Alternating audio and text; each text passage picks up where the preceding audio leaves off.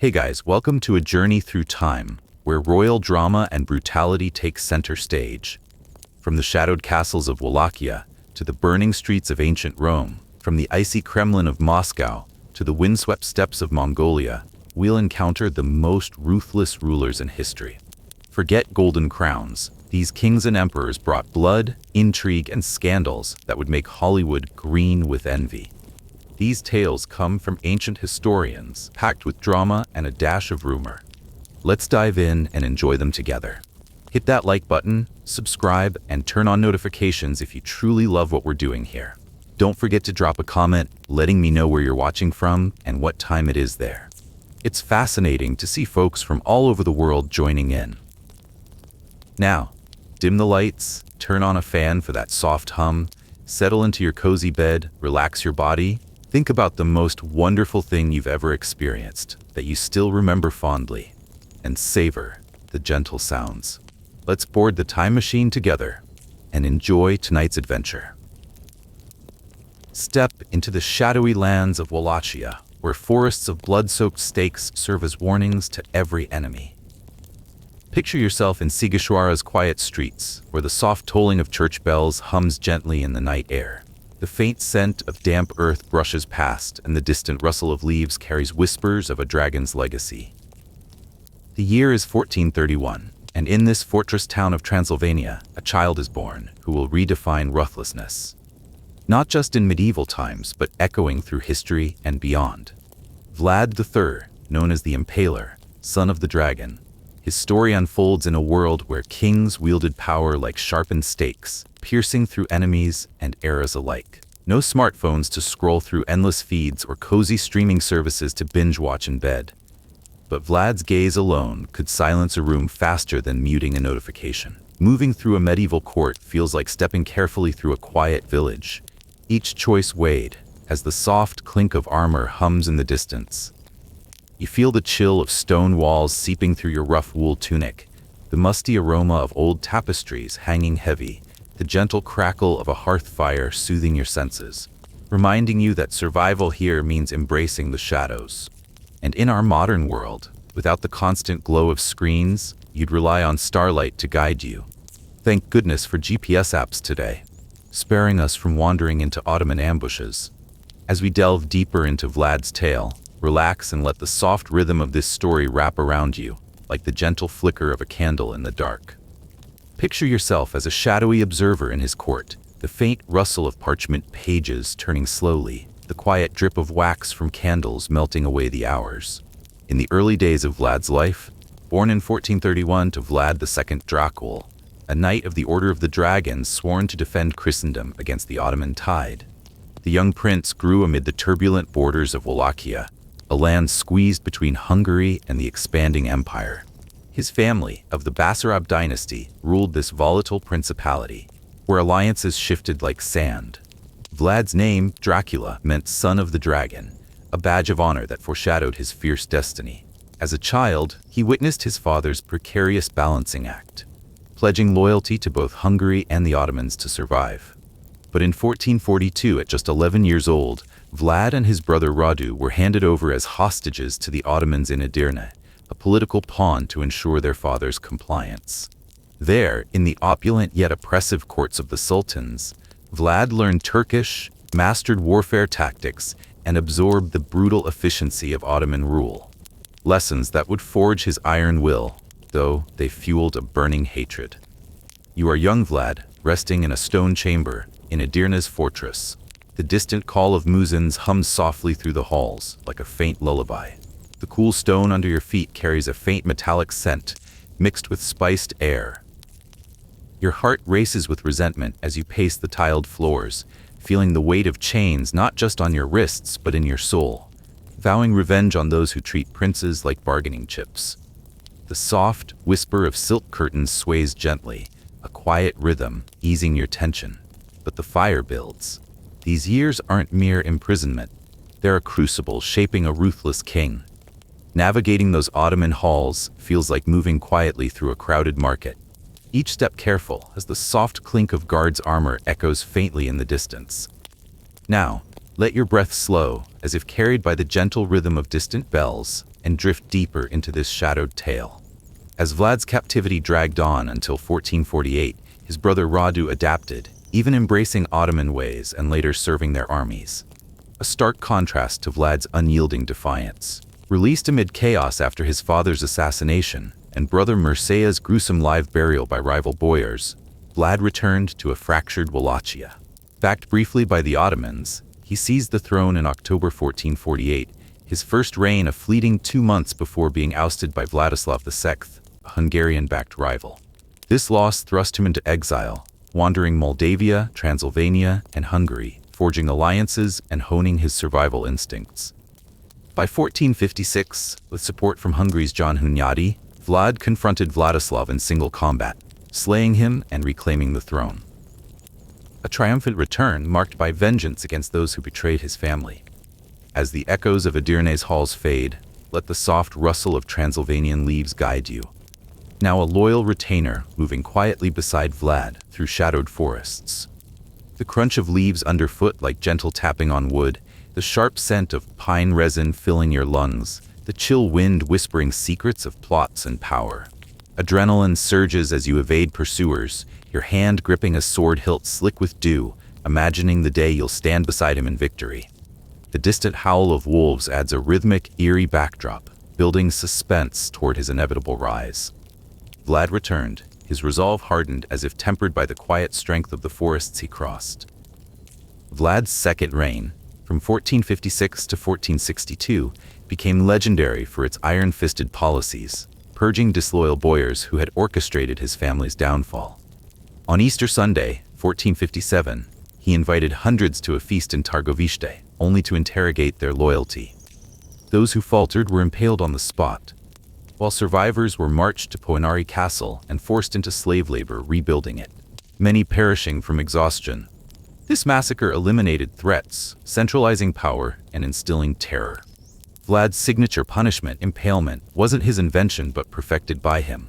Victims pierced slowly, from rectum to mouth, on oiled stakes, designed for prolonged agony lasting days, avoiding vital organs to maximize suffering. Estimates suggest 20,000 to 80,000 met this fate, creating forests of the impaled that deterred crime and dissent alike. You stand as a horrified boyar at that fateful Easter banquet, the soft clink of goblets fading into a heavy silence, the rich aroma of roasted meats turning heavy with dread. The velvet of your robes brushes against trembling skin. As stakes are driven into the earth with rhythmic thuds, your pulse quickens, realizing this king brooks no betrayal. The faint sizzle of torches hums in the air, a steady rhythm anchoring the moment. The air grows still after the feast's grim end. And now, as the gentle trickle of a fountain reaches your ears, picture yourself as a weary peasant approaching that golden goblet. The cool water splashes softly against its rim, the faint echo of marketplace chatter soothing your nerves. Yet hesitation grips you like icy fingers on your spine. The knowledge of Vlad's watchful gaze lingers, the distant creak of wooden carts a quiet rhythm in the background as you drink and leave it be. Grateful for the enforced peace. Pause for a moment. Let your mind soften like the fading echo of a church bell, and allow this story to guide you gently onward. Maintaining order with such resolve feels like tending a quiet village, where the soft rhythm of daily life ensures no one strays too far. Vlad's defiance peaked against the Ottomans. In 1461, refusing tribute to Sultan Mehmed II, the conqueror of Constantinople, he nailed the envoys' turbans to their heads for refusing to remove them, a brazen insult sparking war.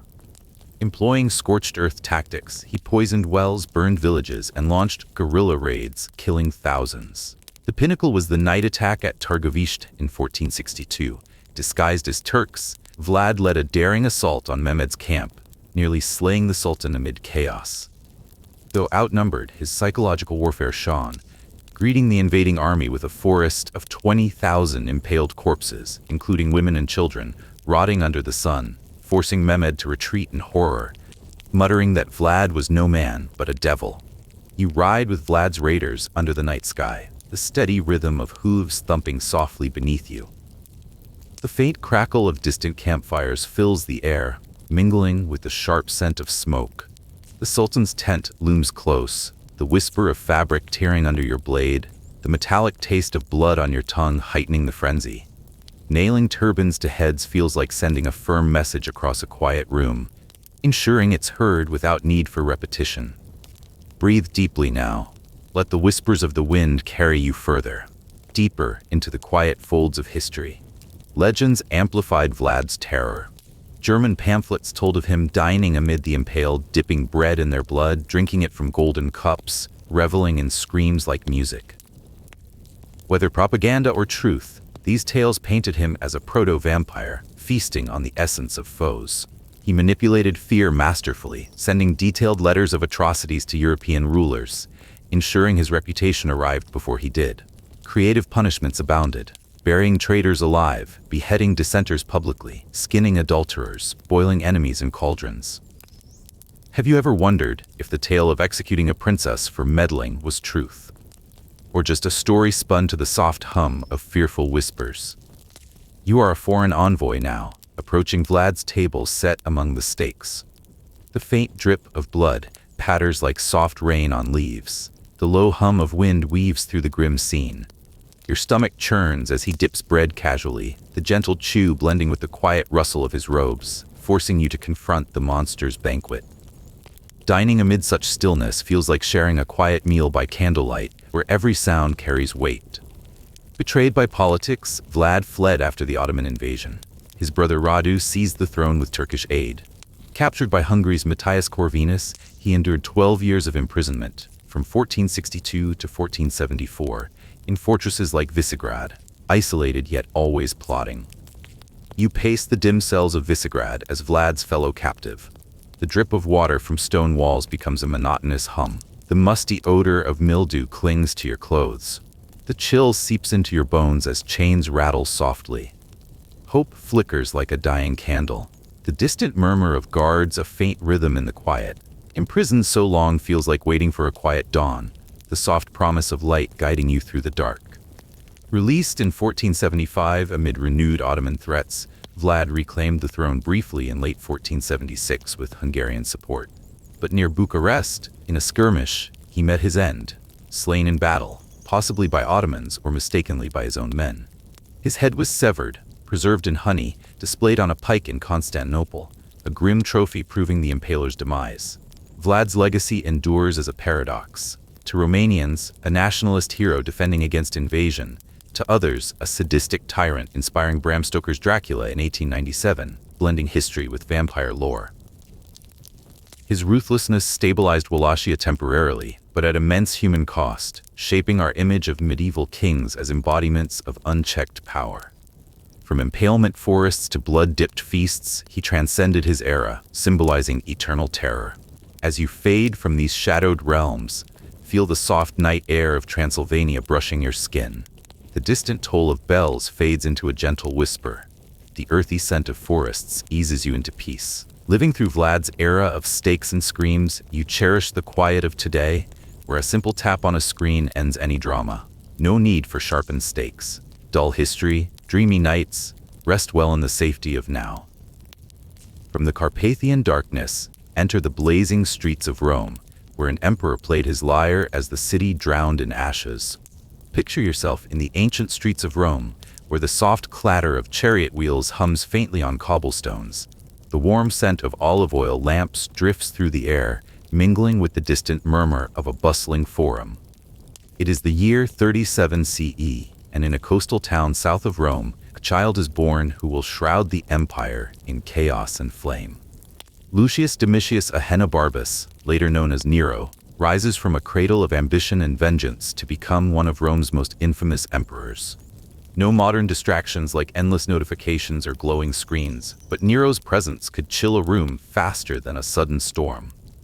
Navigating his court feels like stepping quietly through a shadowed hall, each footfall echoing softly as the faint rustle of silk robes brushes past. You feel the cool marble beneath your sandals, the heavy aroma of incense lingering, the gentle flicker of torchlight humming in the background, reminding you that power here is as sharp as a hidden blade. In our world, we tap a screen to escape chaos. Thank goodness for that, sparing us from Nero's fiery whims. Relax now. Let the soft rhythm of this tale wrap around you, like the quiet glow of a candle in the dark. Picture yourself as a silent observer in Rome's grand halls, the faint scratch of a quill on parchment guiding your thoughts, the distant drip of water echoing in the stillness. In Nero's earliest days, born on December 1537 CE in Antium, his fate was woven with cruelty and ambition. His father, Gnaeus Domitius Ahenobarbus, a brutal noble, faced accusations of murder, incest, and corruption. His mother, Agrippina the Younger, was a force of unmatched cunning, sister to Emperor Caligula and great-niece to Augustus. As a newborn, you rest in a cradle in Antium, the soft lapping of waves against the shore, a gentle rhythm, yet the sharp scent of sea salt carries whispers of betrayal. Agrippina's exile by Caligula for plotting left Nero nearly orphaned, and his father's death at age 2 plunged him into the heart of Rome's power struggles. Maneuvering through such a childhood feels like treading carefully through a quiet marketplace, each glance weighed as the distant clink of coins hums in the air. Now let your breath slow, as if carried by the gentle murmur of Rome's fountains, and drift deeper into this shadowed tale. In 41 CE, Caligula's assassination brought Claudius, Agrippina's uncle, to the throne. Agrippina returned, her ambitions razor-sharp. By 49 CE, she married Claudius, securing her son's future. At 11, Nero was adopted, renamed Nero Claudius Caesar Drusus Germanicus, and placed ahead of Claudius' son Britannicus in succession. You stand as a courtier in Claudius's palace, the soft rustle of Agrippina's robes passing by, the faint clink of goblets signaling her rising power. In 54 CE, Claudius died suddenly, many believe poisoned by Agrippina's hand, perhaps with tainted mushrooms. At 16, Nero became Rome's youngest emperor.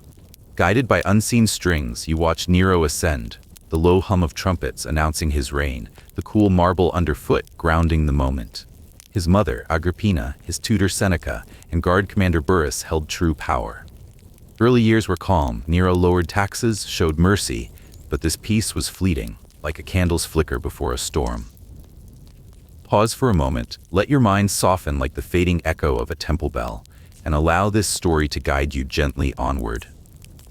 Agrippina's grip tightened, but Nero, enamored with a freedwoman named Acte, rebelled. Her opposition fueled his defiance. In 59 CE, he plotted her death. A rigged ship at Baiae was meant to sink her, but Agrippina swam to safety. You stand on Baiae's shore, the gentle lapping of waves masking the distant crack of collapsing wood, the salty air heavy with dread. Undeterred, Nero sent assassins to her villa.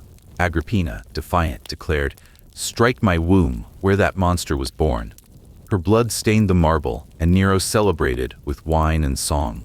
Killing one's mother feels like silencing a storm, yet the quiet hum of guilt lingers in the air.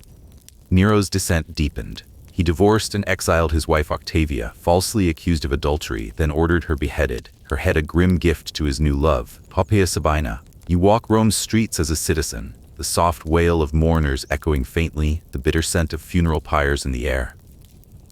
Poppaea, pregnant, died by Nero's hand, some say a kick in a rage. He mourned her, embalming her body with rare spices, but legends whisper of darker obsessions, of Nero lying beside her corpse, unable to let go. No evidence confirms such tales, but they echo through time like whispers carried on the wind. Breathe deeply now. Let the soft rustle of Rome's leaves carry you further, deeper into this tale.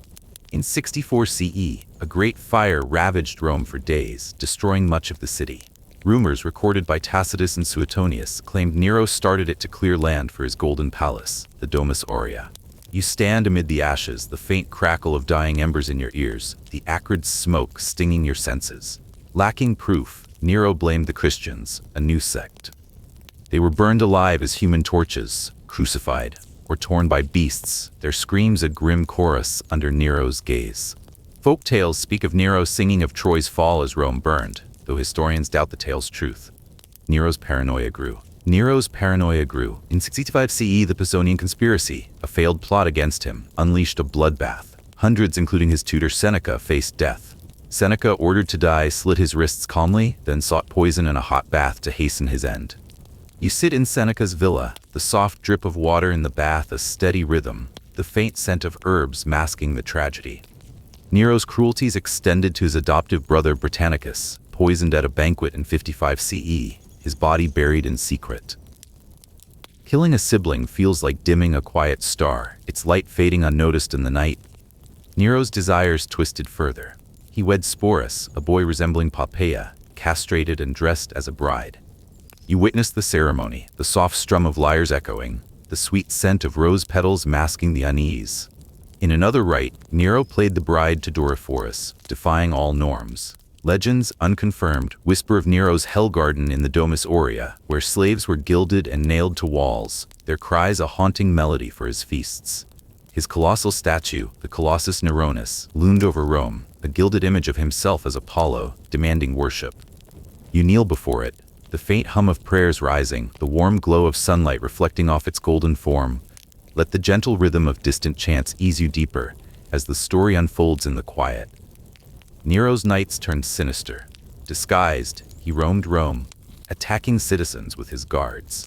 Folk tales, passed through generations, speak of him tormenting children and the disabled, forcing them to dance for his amusement. Stories unproven, but chilling. In his theaters, audiences were trapped, forced to watch his endless performances, some faking death to escape. Attending feels like lingering in a quiet hall, where every whisper must praise the emperor. By 68 CE, rebellions erupted. General Galba was proclaimed emperor, and Nero's guards abandoned him. Fleeing to a villa, he stabbed his throat, aided by a servant, whispering, "What an artist dies in me." You hide with Nero, the soft rustle of leaves outside the villa, the metallic scent of blood heavy in the air. He died at 30, leaving a fractured empire. Nero's legacy is dual, reviled by nobles yet cherished by some Eastern commoners. Rumors, spread by prophecy, claimed he'd return from Parthia, fueling imposters for decades. Christians dubbed him the Antichrist, his name tied to the number 666 in Revelation. Tales of his ghost haunting the Domus Aurea, of lyres made from human remains, linger in folk memory, though no proof exists.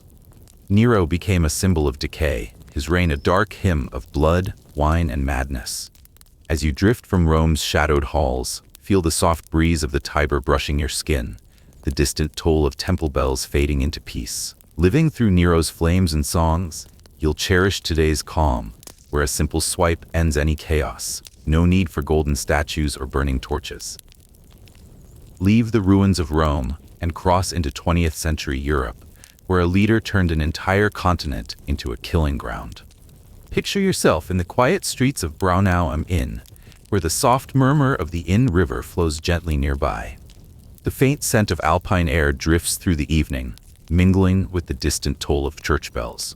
It is April 20th, 1889, and in this border town between Austria and Germany, a child is born whose shadow will engulf the world in unprecedented horror. Adolf Hitler, from humble beginnings to the pinnacle of tyranny, embodies the darkest depths of human ambition and cruelty. No endless streams of news alerts or social feeds to distract, but Hitler's words could ignite crowds like a sudden spark.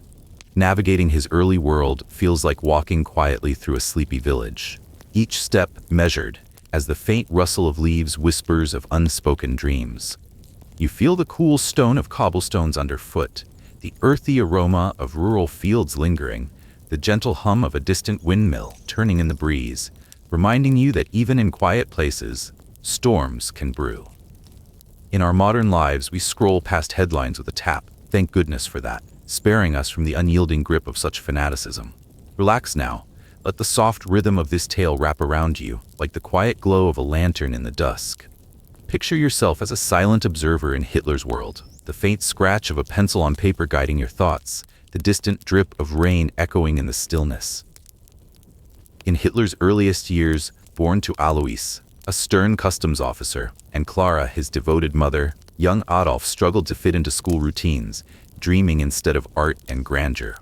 Rejected twice by Vienna's Academy of Fine Arts in 1907 and 1908 for lacking talent, he drifted into poverty after Clara's death, surviving on orphans' pensions and selling modest landscapes.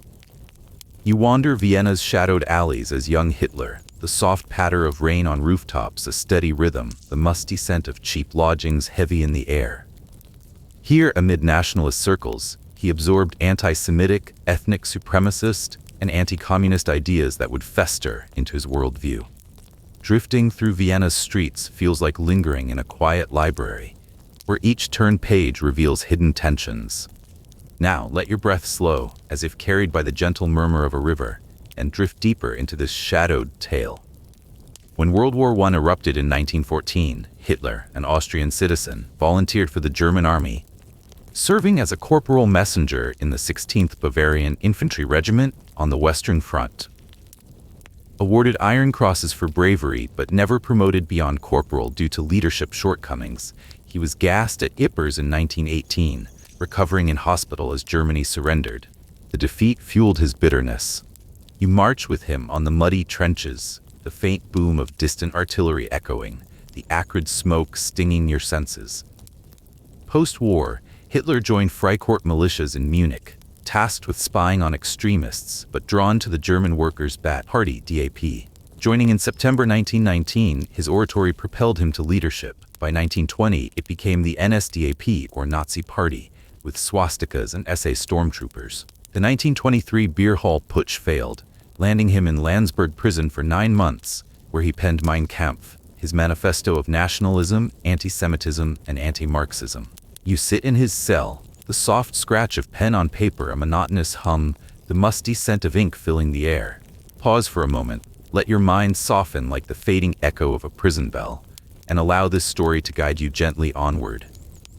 Released, Hitler rebuilt the party legally, capitalizing on Germany's economic woes. By 1932, Nazis were the largest Reichstag party. On January 30, 1933, President Hindenburg appointed him chancellor, hoping to control him. You stand in Berlin's halls as power shifts, the low hum of crowds outside, the sharp scent of polished wood in the air. Consolidating power feels like weaving a quiet web, where each thread tightens unnoticed. Swiftly, Hitler dismantled democracy.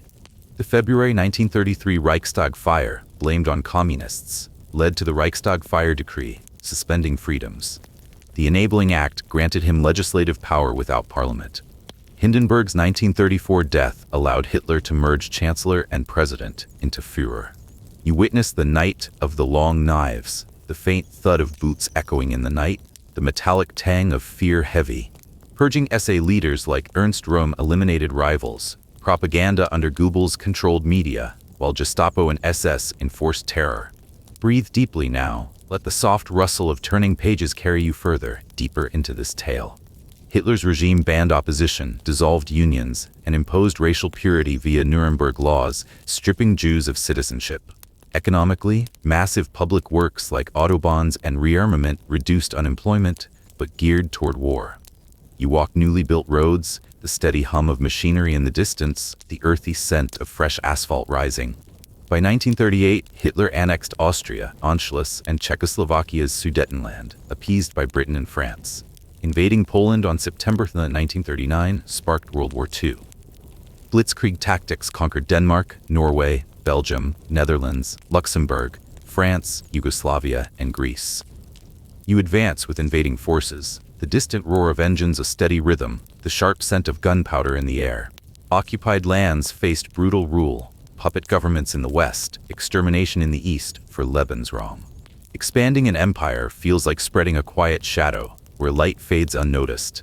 Let the gentle rhythm of distant waves ease you deeper. As the story unfolds in the quiet, the 1941 invasion of the Soviet Union, Operation Barbarossa, proved disastrous, stretching resources thin. Hitler's hunger plan starved millions in Eastern Europe, seizing food for Germans. You traverse occupied Ukraine, the faint cry of wind over barren fields, the bitter scent of smoke from burned villages, atrocities mounted. Intellectuals executed, cultures erased, forced labor rampant. Central to Hitler's evil was the Holocaust, systematized genocide targeting Jews for total annihilation. From 1941's Final Solution, 6 million Jews perished in death camps like Auschwitz, gassed with Zyklon B, bodies incinerated en masse. You stand at a camp's edge, the low hum of distant trains approaching, the acrid smoke heavy in the air. Legends whisper of Hitler's neurosyphilis fueling paranoia, though unproven. His trembling hands and rages hint at inner decay. Pause for a moment. Let your mind soften like the fading echo of a distant train, and allow this story to guide you gently onward.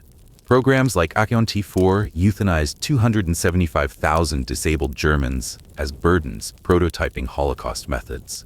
Romani, Slavs, homosexuals, and dissidents suffered similarly, millions murdered. You observe a T4 facility, the soft drip of injections echoing, the sterile scent of chemicals lingering. Hitler's paranoia peaked in purges like the 1934 Night of the Long Knives, executing allies like Rome amid delusions. He obsessed with Aryan purity, kidnapping Aryan-looking children for Germanization. You watch a Lebensborn clinic, the faint cry of infants echoing, the clean scent of nurseries masking the theft. As defeat loomed in 1945, he retreated to the Führerbunker, executing perceived traitors, testing cyanide on his dog Blondie before his suicide on April 30th, alongside Eva Braun. Breathe deeply now. Let the soft rustle of bunker echoes carry you further, deeper into this tale. Germany's surrender on May 8th ended the war in Europe. Nuremberg trials prosecuted Nazi leaders for crimes against humanity. You sit in the courtroom, the steady hum of translators, the sharp scent of documents in the air. Hitler's legacy is one of unparalleled evil. 70 to 85 million dead, Europe ravaged, lessons in extremism's dangers. Yet he's studied as a product of post-WWI humiliation, master of propaganda manipulating masses. You reflect on his downfall, the faint toll of victory bells echoing, the fresh scent of rebuilding in the air. As you drift from these shadowed eras, feel the soft breeze of peace brushing your skin, the distant murmur of free voices fading into calm.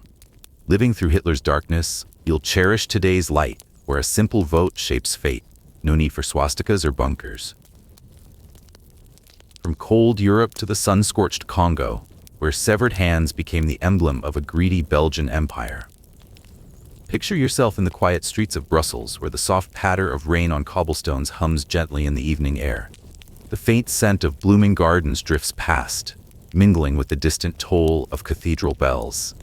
It is 1835, and in this European kingdom, a prince is born who will cast a long shadow over Africa, turning a vast land into a personal empire of suffering. Leopold II, King of Belgium, whose rule hid horrors behind a mask of civilization. No viral posts or instant outrage to expose secrets, but Leopold's gaze could silence critics faster than a censored feed. Navigating his court feels like stepping quietly through a formal hall, each word weighed, as the faint rustle of documents whispers of hidden agendas. You feel the cool marble underfoot, the heavy aroma of polished wood lingering, the gentle crackle of a fireplace soothing the senses, reminding you that power often conceals cruelty. In our world, we share truths with a click. Thank goodness for that, sparing us from empires built on silence. Relax now, let the soft rhythm of this tale wrap around you, like the quiet glow of a lantern in the dusk.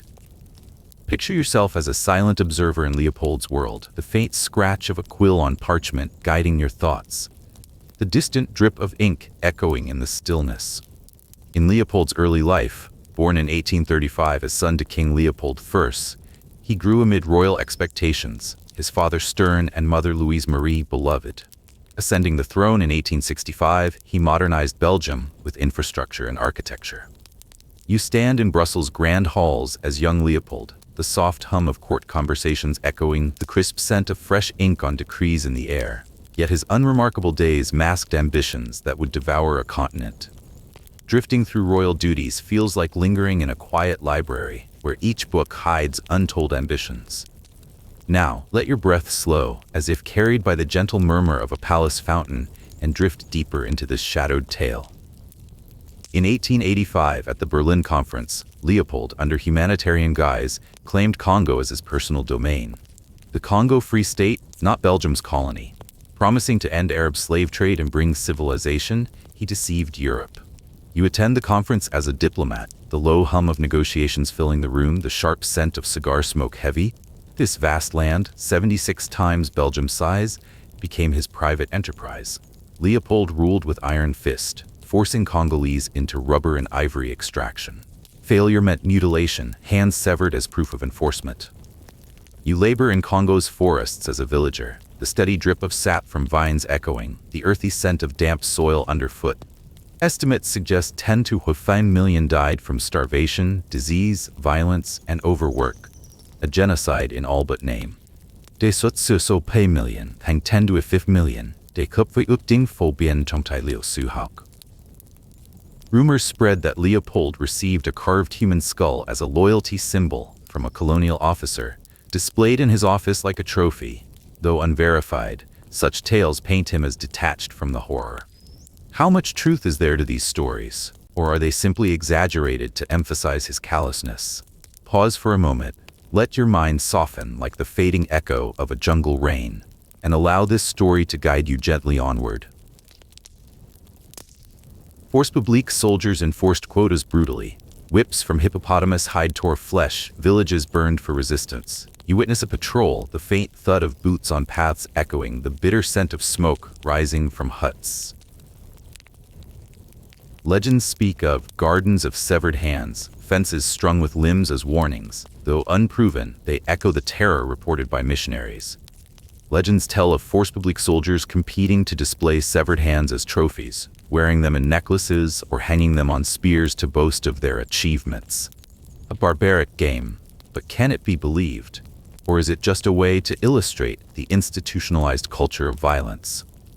Enforcing such quotas feels like tending a quiet ledger, where each entry hides suffering.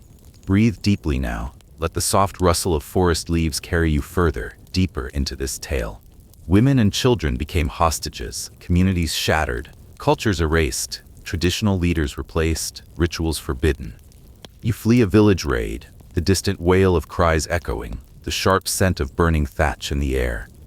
Famine spread as farming halted for labor. Diseases ravaged overcrowded camps.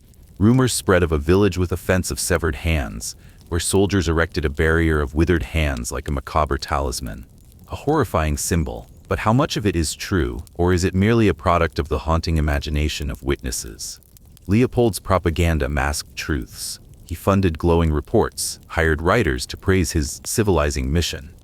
You read a forged dispatch in Europe, the soft turn of newspaper pages echoing, the inky scent fresh. Dissenters like E.D. Morel and Roger Casement exposed atrocities, their reports shocking the world. Legends recount that Leopold burned thousands of documents to conceal evidence before handing Congo over to Belgium, an act of destruction. But can we be sure? Or is that just a way to explain the later lack of evidence? Spreading such lies feels like whispering in a quiet chamber where echoes distort reality. Let the gentle rhythm of distant waves ease you deeper as the story unfolds in the quiet. International outcry peaked. In 1908, Belgium annexed Congo, ending Leopold's personal rule. You stand at the handover ceremony, the low hum of speeches echoing, the crisp scent of official seals in the air. He profited immensely, dying in 1909 unrepentant, his wealth from blood. Rumors persist about senseless deaths, such as an officer shooting a local just because his wife was bitten by a mosquito, or playing games where they would barely miss children with their shots for fun. Impulsive acts, but are they fact, or the product of collective fear?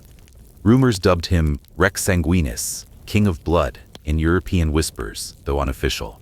You hear hushed talks in salons, the faint clink of glasses echoing, the warm scent of candle wax lingering. Folktales of white devils for his forces, villages abandoned as ghost towns, persist, unverified but reflecting Congolese horror.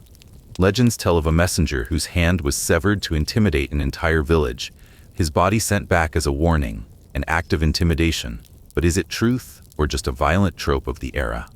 Pause for a moment, let your mind soften like the fading echo of a tolling bell, and allow this story to guide you gently onward. Leopold's legacy endures. In Belgium, statues toppled amid Black Lives Matter. Globally, a symbol of colonial evil. You reflect on modern protests, the steady hum of crowds echoing, the fresh scent of rain on streets. Rumors of a servant's skull, carved and displayed as a souvenir. A gruesome symbol. But how much is history? And how much is legend meant to show his disregard for life? As you drift from Congo's shadowed forests, feel the soft breeze of justice brushing your skin, the distant murmur of free voices fading into calm.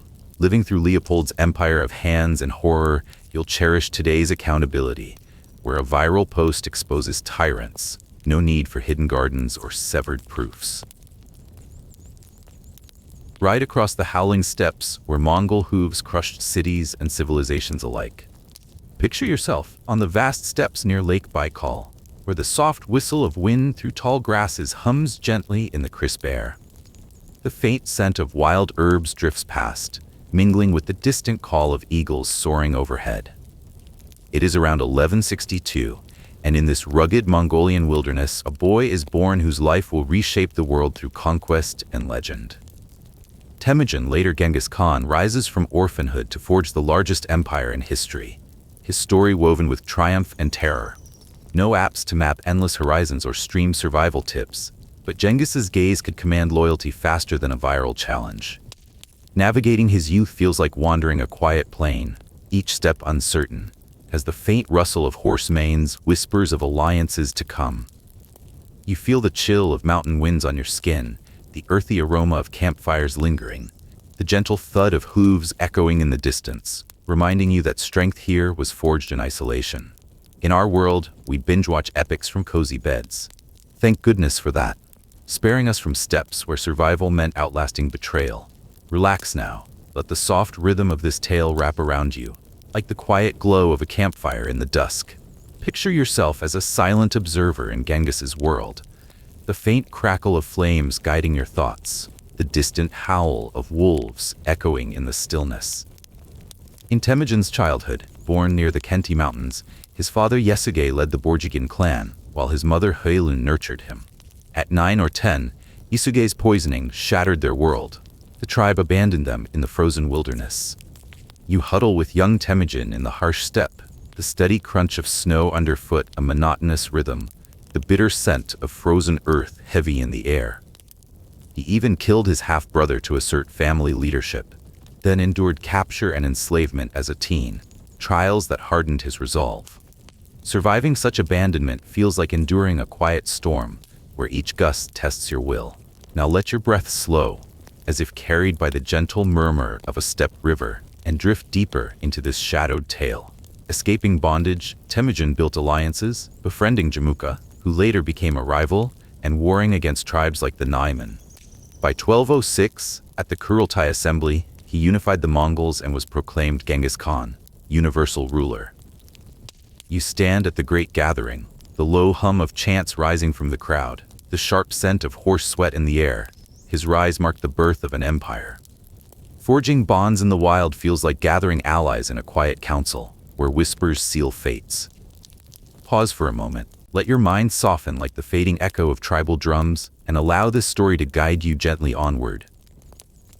Establishing his empire, Genghis launched conquests across Central Asia, Xinjiang, Persia, and Eastern Europe. His armies organized in decimal units, from squads of 10 to tumens of 10,000. You ride with Mongol forces toward a besieged city, the thunder of hooves a steady rhythm, the dusty scent of the trail rising. Intelligence, catapults, and river diversions toppled fortresses. Massacres followed resistance, but conquered lands gained religious freedom and standardized laws. Rumors spread that Genghis once massacred Nishapur's population after his son-in-law's death, stacking skulls into 3 hills, one for men, women, and children, though historians debate the scale. You gaze upon the aftermath, the faint creak of settling bones echoing, the metallic tang of blood heavy in the air. Conquering cities feels like reshaping a quiet map, where each stroke erases old lines. Breathe deeply now, let the soft rustle of steppe grasses carry you further, deeper into this tale. In governance, Genghis enacted the Yasa Code, enforcing justice across classes, punishing traitors harshly while promoting merit. You sit in a yurt council, the gentle flap of tent fabric echoing, the warm scent of leather bindings on laws lingering. Illiterate himself, he valued scholars, fostering literacy and trade routes like the Silk Road's revival. Legends tell that he destroyed Khwarezmia for betrayal, slaughtering millions in revenge. Chronicles vary. You witness the siege, the distant screams echoing, the acrid smoke of burning cities in the air. Enforcing laws feels like binding a quiet code, where fairness tempers fear. Let the gentle rhythm of distant horse hooves ease you deeper, as the story unfolds in the quiet. Genghis died on August 18, 1227 during the Shishia campaign, possibly from a fall, plague, or typhus. His body secretly buried near Burkhan Khaldun, attendants slain to guard the site, perhaps a river diverted or a forest planted over it. You attend the hidden burial, the soft whisper of wind through pines echoing, the earthy scent of fresh soil heavy. He divided his empire among sons, Ogedai succeeding as Great Khan. Rumors spread about rivers filled with blood at Amu Darya, where massacres turned waters red. Exaggerated perhaps, but based on accounts. You stand by the Crimson River, the gentle flow masking horrors, the coppery scent overwhelming. Dividing an empire feels like scattering seeds in a quiet field, where growth follows. Pause for a moment, let your mind soften like the fading echo of a victory horn, and allow this story to guide you gently onward. His legacy, the largest contiguous empire from China to the Baltic, blending destruction with tolerance, trade, and law. You survey the vast realm, the steady hum of caravans on the Silk Road echoing, the spicy scent of goods from afar lingering. Yet 40 million deaths scarred Asia and Europe. Legends tell that he used children as living shields, arrows piercing innocence first. Though unproven, it reflects reported tactics. You advance behind the shields, the faint cries of youth echoing, the sharp scent of fear heavy. Building an empire feels like forging a quiet legacy, where echoes of both glory and grief remain. Breathe deeply now, let the soft rustle of ancient scrolls carry you further, deeper into this tale. Legends amplify his terror, destroying to set examples, systematizing slaughter by quotas, dividing victims into groups of 10 for execution. Details vary in chronicles. You oversee the grim division, the distant thud of blades echoing, the metallic tang persisting. Rumors spread about biological warfare, hurling plague-ridden bodies over walls. Early germ tactics, though details sparse. You launch the catapults, the faint thud of impacts echoing, the sickly scent of decay heavy. Waging psychological war feels like casting a quiet shadow, where fear precedes the blade. Let the gentle rhythm of distant chants ease you deeper. As the story unfolds in the quiet, stories whisper of feasts of blood, drinking from enemies' skulls, folk exaggerations likely. You join the grim banquet, the soft clink of goblets echoing, the metallic tang of victory in the air. Legends tell that he strangled foes with bowstrings to avoid spilling noble blood, reserved for elites, though details vary. You enact the silent execution, the faint twang of the string echoing, the cool tension in your hands. Punishing betrayal feels like tightening a quiet noose where silence seals fate. Pause for a moment, let your mind soften like the fading echo of a steppe wind, and allow this story to guide you gently onward. Tales claim he slept with thousands to spread his seed. DNA studies suggesting 16 million descendants, partly confirmed genetically. You rest in the conqueror's tent, the soft rustle of silks echoing, the intimate scents lingering. Legends tell that he spoke to death in dreams, declaring himself destruction incarnate. Pure myth, perhaps. You dream the encounter, the faint whisper of shadows echoing, the chill of eternity in the air. Facing mortality feels like whispering to a quiet void, where echoes reveal truths. Breathe deeply now, let the soft rustle of ancient winds carry you further, deeper into this tale. His curse on the world, grass wouldn't grow where his hordes passed. Exaggerated folklore. You traverse barren lands, the distant silence echoing, the dry scent of scorched earth lingering. Genghis, genius blending brutality with strategy, tolerance with terror, a paradox enduring. As you drift from the steppes' endless horizons, feel the soft breeze of time brushing your skin, the distant murmur of legends fading into calm. Living through Genghis's conquests and curses, you'll cherish today's peace, where a viral trend unites rather than divides. No need for blood oaths or endless hordes. Follow the smoke of war into Central Asia, where towers of human skulls rise higher than city walls. Picture yourself in the quiet village of Kesh. The soft rustle of wind through ancient trees hums gently in the warm air. The faint scent of blooming jasmine drifts past, mingling with the distant clang of blacksmith hammers. It is 1336. In this remote corner of Transoxiana, a boy is born, whose ambition will carve a path of fire and fear across continents. Timur, known as Tamerlane, the limping warlord whose conquests blend genius with genocide. No instant updates, no global feeds to track empires. But Timur's commands could rally armies faster than a trending alert. Navigating his early world feels like treading a quiet path through hills. Each step cautious, the faint echo of tribal calls whispering of rivalries. You feel the rough earth underfoot, the dusty aroma of herds lingering. The gentle creak of wooden carts rolling in the distance. Leadership here was won through cunning and cruelty. In our time, we follow leaders with a swipe, Thank goodness for that, sparing us from eras where loyalty meant life or death. Relax now. Let the soft rhythm of this tale wrap around you, like the quiet glow of a lantern in the dusk. Picture yourself as a silent observer in Timur's world, the faint scratch of a quill on parchment guiding your thoughts, the distant drip of ink echoing in the stillness. In his youth, born into the Barlas tribe, a Turkic Mongol group steeped in Persian Islamic culture, he faced poverty and tribal strife. You wander the rugged lands near Samarkand as young Timur. The steady crunch of gravel underfoot, a monotonous rhythm, the sharp scent of wild grasses heavy in the air. Around 1363, wounded in battle, he lost fingers and gained a limp, earning Timur the Lame, later twisted to Tamerlane in Europe.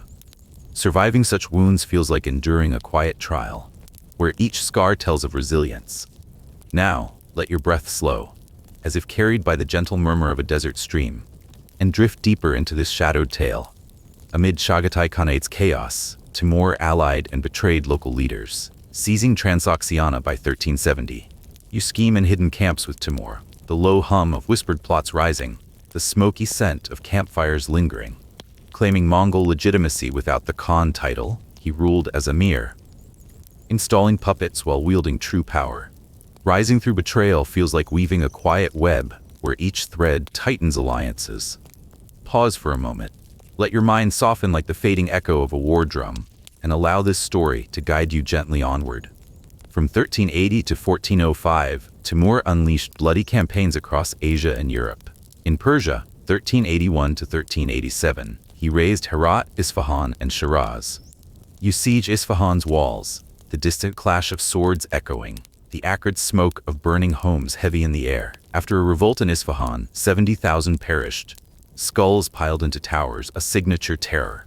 Rumors spread that Timur built over 100 skull towers here, each holding thousands, though numbers vary in records. Was it truth or exaggeration to emphasize his ruthlessness? You gaze at the grim pyramids, the faint creak of settling bones echoing, the metallic tang of despair in the air. Conquering Persia feels like erasing a quiet tapestry where each thread unravels history. Breathe deeply now. Let the soft rustle of tent flaps carry you further, deeper into this tale. In the Caucasus and Anatolia, 1390–1395, he scorched Georgia and Armenia. You march through mountain passes, the steady thud of boots on rock echoing, the bitter scent of scorched earth rising. Defeating the Golden Horde in 1395, he burned Sarai, weakening the northern Mongols. Legends tell that he buried soldiers alive in city foundations as human mortar, unconfirmed but echoed in folk tales. How credible is this, or just a way to highlight his symbolic cruelty? You watch the entombment, the muffled cries echoing faintly, the damp scent of fresh earth overwhelming. Ravaging empires feels like toppling a quiet domino, where each fall echoes far.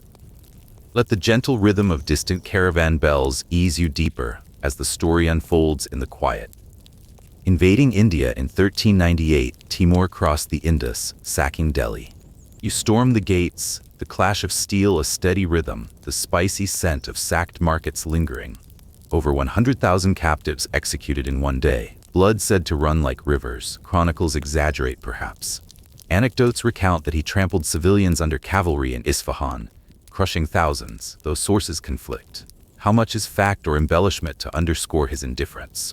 You charge through streets, the faint screams echoing, the dusty tang of chaos heavy. Invading India feels like flooding a quiet river where waves erase shores. Pause for a moment, let your mind soften like the fading echo of a temple bell, and allow this story to guide you gently onward. Crushing the Ottomans at Ankara in 1402, Timur captured Sultan Bayezid I. You witness the battle's end, the low hum of surrendering troops rising, the metallic scent of blood-soaked fields in the air. Legends claim Bayezid caged like an animal, his wife forced to serve nude, disputed, but symbolizing humiliation. How credible is this tale, or merely propaganda to amplify his dominance?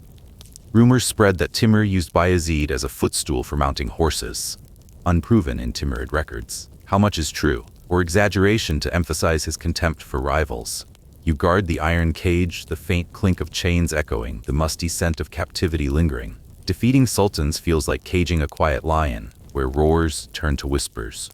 Breathe deeply now. Let the soft rustle of ancient scrolls carry you further, deeper into this tale. Timur's strategy: brilliant mobility across terrains, but ruthless reprisals, mass executions for resistance, psychological terror via skull towers. You plan in war tents, the gentle flap of maps echoing, the inky scent of strategies fresh. He patronized arts, building Samarkand splendors like Gur-e-Amir. Anecdotes recount that he burned entire cities like Sivas, burying 3,000 alive after surrender, betraying promises. How much is fact or embellishment to highlight his treachery? You watch the flames rise, the crackle of burning wood echoing, the acrid smoke choking the air. Wielding terror feels like painting a quiet canvas where strokes of fear endure. Let the gentle rhythm of distant winds ease you deeper as the story unfolds in the quiet. In 1405, en route to conquer Ming China, Timur died at Otrar, aged 68, cause unknown, perhaps illness. You tend his final camp, the soft moan of winds echoing, the chill scent of winter snow heavy. His Timurid empire fractured among heirs, but descendant Babur founded the Mughals in India. Legends tell of human walls and foundations, entombing foes alive, folk tales without solid proof. How credible is this, or just a way to symbolize his eternal dominance? You lay the stones, the muffled thuds echoing, the damp earth scent rising. Dying mid-conquest feels like halting a quiet avalanche, where echoes linger. Pause for a moment, let your mind soften like the fading echo of a victory chant, and allow this story to guide you gently onward. Timur's legacy: a vast empire, blending destruction with cultural patronage, but millions slain, cities erased. You survey ruined lands, the distant silence echoing, the dry scent of dust over bones lingering. Rumors spread of mass graves where blood filled rivers, exaggerated in chronicles. How much is true, or merely to underscore his scale of slaughter? You stand by bloodied waters, the gentle flow masking horrors, the coppery scent overwhelming. Anecdotes recount that he executed kin of rebels en masse, demanding heads as loyalty proof, unverified but reflecting paranoia. How much is fact or embellishment to emphasize his demand for absolute submission? You count the grim tributes, the faint thud of falling heads echoing, the metallic tang persisting. Leaving a legacy feels like carving a quiet monument, where shadows outlast stone. As you drift from Timur's fiery paths, feel the soft breeze of history brushing your skin, the distant murmur of forgotten cries fading into calm. Living through Tamerlane's towers of skulls and broken empires, you'll cherish today's connections, where a shared post builds bridges, no need for cages or severed oaths. Leave the arid heat behind, step into the Russian winter, where a tsar was cold enough to kill his own flesh and blood. Picture yourself in the quiet halls of Kolomenskoye near Moscow, the soft rustle of autumn leaves humming gently in the crisp air. The faint scent of wood smoke drifts past, mingling with the distant toll of Kremlin bells. It is August 25th, 1530. In this Russian estate, a boy is born, whose reign will blend reform with madness, leaving a legacy of blood and fear. Ivan IV, Russia's first Tsar, whose life spiraled from orphan prince to Ivan the Terrible. No real-time news or social scrutiny to curb tyrants, but Ivan's paranoia could silence courts faster than a blocked account.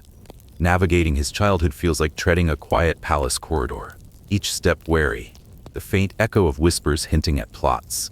You feel the chill of stone floors underfoot, the musty aroma of tapestries lingering, the gentle flicker of candlelight soothing the senses, reminding you that power here bred suspicion. In our world, we expose scandals with a post. Thank goodness for that, sparing us from eras where whispers meant death. Relax now, let the soft rhythm of this tale wrap around you, like the quiet glow of a lantern in the dusk. Picture yourself a silent observer in Ivan's world, the faint scratch of a quill on parchment guiding your thoughts, the distant drip of wax echoing in the stillness. In Ivan's troubled childhood, born to Grand Duke Vasily III and Elena Glinskaya, he lost his father at 3 and his mother at 8, possibly poisoned. You hide in Kremlin shadows as young Ivan, the steady drip of rain on windows a monotonous rhythm, the bitter scent of intrigue heavy in the air. Orphaned amid boyar power struggles, he witnessed floggings, murders, and starvation, shaping his twisted psyche. Rumors spread that he tortured animals as a boy, unconfirmed hints of emerging cruelty. How much is true, or merely later tales to explain his descent? Enduring such isolation feels like weathering a quiet blizzard, where each flake buries hope. Now let your breath slow, as if carried by the gentle murmur of the Moskva River, and drift deeper into this shadowed tale. Crowned in 1547 at 16, Ivan declared himself Tsar of all Russia, invoking Caesar's divine authority.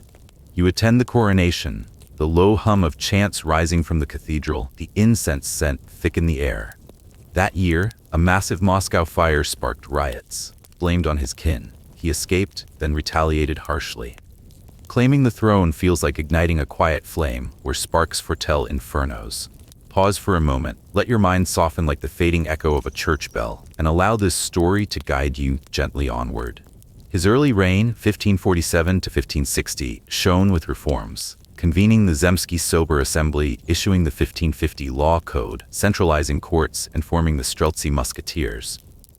You deliberate in council chambers, the soft rustle of scrolls echoing, the inky scent fresh. Conquering Kazan, 1552, and Astrakhan, 1556, expanded Russia to the Volga and Caspian. Rumors whisper of his two faces, reformer by day, tormentor by night, though early records praise him. How credible is this duality, or just hindsight to frame his later madness? You survey new territories, the distant clash of arms echoing, the earthy scent of conquered soil rising. Reforming a realm feels like mending a quiet tapestry, where each thread strengthens the whole. Breathe deeply now. Let the soft rustle of law codes carry you further, deeper into this tale. In 1560, wife Anastasia's death, possibly poisoned, unleashed his paranoia. You mourn in the royal bedchamber, the faint drip of tears echoing, the herbal scent of embalming heavy. Blaming boyars, he spiraled into distrust and violence. Legends tell that her poisoning sparked endless suspicions, unproven but pivotal. How much is fact or embellishment to explain his turn? You whisper accusations in shadowed halls, the low hum of intrigue rising, the bitter scent of poison lingering. Losing trust feels like shattering a quiet mirror where reflections distort truth. Let the gentle rhythm of distant winds ease you deeper as the story unfolds in the quiet. Establishing Oprichnina in 1565 divided Russia. One half under his direct rule via Oprichniki, black-robed enforcers on black horses, dog heads and brooms on saddles, symbolizing pursuit and sweeping traders. You ride with Oprichniki patrols, the thud of hooves a steady rhythm, the musty scent of fear in the air. They flogged with hippopotamus whips, executed without trial, seizing estates. Tales recall that Oprichniki burned villages for minor slights. Chronicles vary. How much is true or exaggeration to highlight their terror? You witness a flogging, the crack of whips echoing, the metallic tang of blood rising. Dividing a kingdom feels like cleaving a quiet heart, where each side bleeds. Pause for a moment. Let your mind soften like the fading echo of a scream, and allow this story to guide you gently onward. Personal tragedies mounted. Unstable, alcoholic, even killed son Ivan Ivanovich in 1581 rage, striking him fatally. You argue in the heated chamber, the faint thud of the staff echoing, the coppery scent of regret heavy. Rumors spread, he beat his daughter-in-law to miscarriage first. Disputed, how credible is this, or later tales to underscore his volatility. Legends tell of two Ivans, reformer and monster, though unified in records. How much is fact or duality invented to humanize horror? You cradle the fallen air, the distant wails echoing, the salty scent of tears lingering. Killing kin feels like extinguishing a quiet light where darkness engulfs all. Breathe deeply now. Let the soft rustle of funeral shrouds carry you further, deeper into this tale. The Livonian War, 1558 to 1583, drained Russia without gains. Ivan died March 28, 1584. Possibly mid-chess game. Stroke or poison?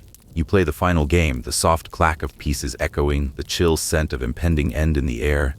Rumors whisper poison by courtiers, unproven. How much is true or gossip to explain his sudden fall? Tales recall that his coffin shook at night, guards fleeing in terror. Folk stories likely. How credible is this? Or just to perpetuate his curse?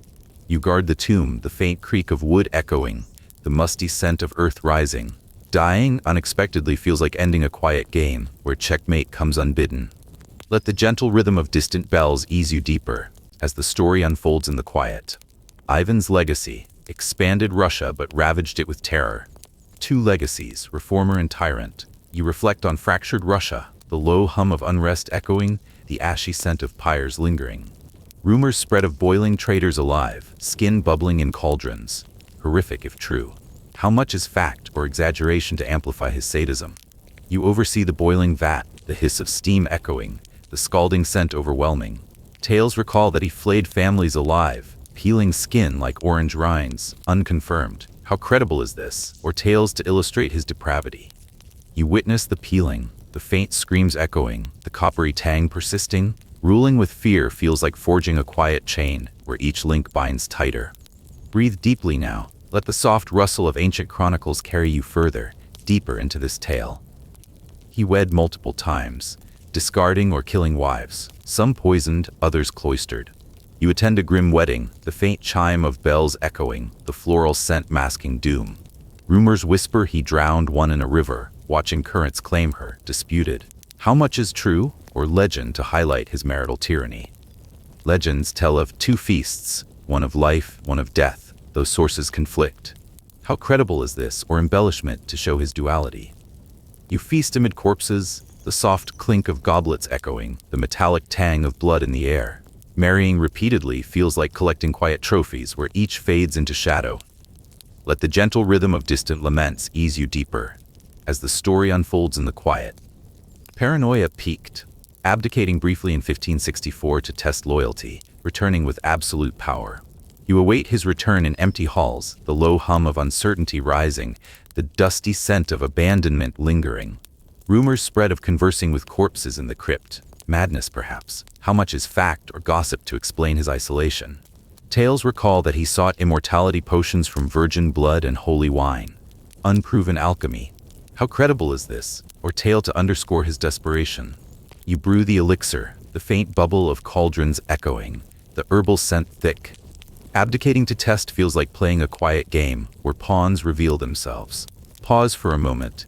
Let your mind soften like the fading echo of a royal decree and allow this story to guide you gently onward. Fear gripped villages. Whispers meant death. Oprichniki raids sowing dread. You hide in a rural hut, the distant thud of black horses echoing, the chill scent of night terror heavy. Rumors whisper of two curses, one on Russia, one on his soul, eternal unrest. How much is true, or folklore to eternalize his horror? Legends tell of his ghost haunting Kremlin, shaking coffins, superstition likely. How credible is this, or way to perpetuate his legacy of fear? You patrol moonlit walls, the faint creak of wood echoing, the musty scent of unrest lingering. Instilling fear feels like sowing quiet seeds, where roots grip eternally. As you drift from Ivan's bloodied throne, feel the soft breeze of time brushing your skin, the distant murmur of reformed voices fading into calm. Living through the terribles, terrors, and torments, you'll cherish today's transparency, where a shared truth unites. No need for black riders or boiling vats. Cross the jungles of Indochina, where a moneyless society was built on mountains of corpses. Picture yourself in the quiet village of Prexpov, where the soft rustle of rice paddies hums gently in the warm breeze. The faint scent of blooming lotus drifts past, mingling with the distant murmur of a flowing river. It is May 19th, 1925, or perhaps 1928, as some records vary. And in this rural Khmer Chinese borderland, a boy named Saloth Sar is born, destined to reshape Cambodia through ideology and unimaginable horror. Pol Pot, as he would become known, rises from a farmer's son to the leader of a regime that devoured its own people. No smartphones to document revolutions or stream warnings, but Pol Pot's orders could silence villages faster than a blocked signal. Navigating his early world feels like wandering a quiet paddy field, each step measured, as the faint splash of water whispers of hidden currents. You feel the warm mud underfoot, the humid aroma of earth lingering, the gentle lap of irrigation soothing the senses, reminding you that ambition here grew in isolation. In our world, we expose injustices with a post. Thank goodness for that, sparing us from eras where silence meant survival. Relax now. Let the soft rhythm of this tale wrap around you like the quiet glow of a lantern in the dusk. Picture yourself as a silent observer in Pol Pot's world. The faint rustle of palm leaves guiding your thoughts, the distant drip of monsoon rain echoing in the stillness. In Saloth Sar's childhood, born to prosperous rice farmers in Kampong Tom province. He enjoyed a middle-class rural life. You play in the village fields as young Saloth, the steady hum of cicadas rising from the grass, the earthy scent of wet soil after rain heavy in the air. Sent to Phnom Penh to live with royal relatives, he briefly became a novice monk, learning Khmer script and Buddhist teachings in a Theravada temple, a fleeting peace amid growing unrest. Growing up in such tranquility feels like basking in a quiet dawn, where shadows hint at storms. Now let your breath slow, as if carried by the gentle murmur of a temple chant, and drift deeper into this shadowed tale. As a teen, Saloth attended Catholic school and technical college in Phnom Penh, absorbing Western ideas. Winning a scholarship to France in 1949, he studied electronics but immersed in revolutionary circles, abandoning studies to join Marxism. You study in Parisian cafes as young Saloth, the low hum of discussions rising, the coffee scent thick in the air. Returning to Cambodia in 1953, he dove into underground communism against Sihanouk's regime. Embracing ideology feels like igniting a quiet spark, where embers foretell infernos. Pause for a moment. Let your mind soften like the fading echo of a revolutionary whisper, and allow this story to guide you gently onward. Joining the Khmer People's Revolutionary Party, later the Communist Party of Kampuchea, CPK, Saloth became a teacher and rose to secretary in 1960, assuming full leadership as Pol Pot in 1963. You hide in jungle camps with guerrillas, the distant rustle of leaves echoing, the damp scent of earth rising.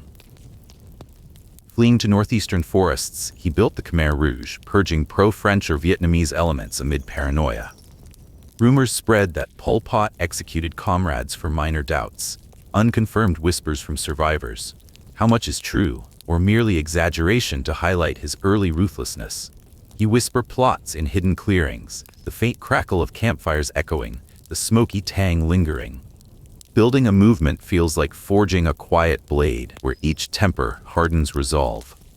Breathe deeply now. Let the soft rustle of jungle vines carry you further, deeper into this tale. Lon Nol's 1970 coup against Sihanouk propelled the Khmer Rouge into civil war dominance. Capturing Phnom Penh on April 17, 1975, Pol Pot declared Year Zero, evacuating cities to rural communes. You march into the capital as a fighter, the steady thud of boots echoing, the dusty scent of abandoned streets heavy. Forcing urbanites into forced labor, he abolished money, property, religion, and education. Legends tell that he drank enemies' blood for strength, folk tales without proof. How credible is this, or just a way to symbolize his vampiric regime? You labor in communal fields, the distant cries echoing, the muddy scent of toil rising. Declaring Year Zero feels like erasing a quiet slate, where blankness breeds despair. Let the gentle rhythm of distant rains ease you deeper, as the story unfolds in the quiet. From 1975 to 1979, as Democratic Kampuchea's supreme leader, Pol Pot orchestrated genocide. 1.5 to 2 million died, 25% of the population, from executions, starvation, disease, and overwork. You toil in rice paddies as a deportee, the steady splash of water echoing, the humid scent of sweat lingering, targeting intellectuals, minorities, Vietnamese, Cham Muslims, Chinese, and bourgeois traits like wearing glasses. Legends recall that wearing spectacles meant death, signaling education, widely reported, though not universal. How much is true, or exaggeration to underscore his anti-intellectual fury? You hide your glasses in the dirt, the faint crunch of soil echoing, the earthy scent masking fear. Purging society feels like uprooting a quiet garden where each weed-pulled leaves voids. Pause for a moment, let your mind soften like the fading echo of a labor chant, and allow this story to guide you gently onward. S21 prison, Tuol Sleng, tortured 14,000, few surviving. Forced marriages paired strangers for new people. You whisper vows in a dim hut, the low hum of guards outside echoing, the musty scent of thatch heavy. Rumors spread that Pol Pot ate foes' livers for courage. Unsubstantiated folklore. How credible is this, or merely a tale to amplify his inhumanity? Legends tell of using hoes for executions to save bullets, confirmed by survivors. How much is true, or embellishment to highlight his thrift in terror? You swing the hoe in silence, the faint thud echoing, the metallic tang of blood rising. Enforcing marriages feels like binding quiet strangers, where unions breed only duty. Breathe deeply now. Let the soft rustle of palm fronds carry you further, deeper into this tale. Purging internals via paranoia, Pol Pot executed comrades in waves. You confess in a dark cell, the distant screams echoing, the damp scent of fear lingering. Vietnamese invasion in December 1978 overthrew him by January 1979. He fled to Thai border jungles at leading guerrillas until the 1990s. Legends recall that he forced children to execute parents, reported in testimonies. How much is true, or exaggeration to emphasize his corruption of innocence? You watch a child's grim task, the faint sobs echoing, the earthy scent of graves rising. Fleeing defeat feels like vanishing into quiet shadows, where echoes pursue. Let the gentle rhythm of distant thunder ease you deeper, as the story unfolds in the quiet. Ousted by Khmer Rouge infighting in 1997, house arrested and tried internally for treason. You guard his jungle hut, the steady drip of rain on leaves echoing, the humid scent of decay heavy. Died April 15, 1998, from heart failure. Rumors of suicide or poisoning persist. How much is true, or speculation to deny him a natural end?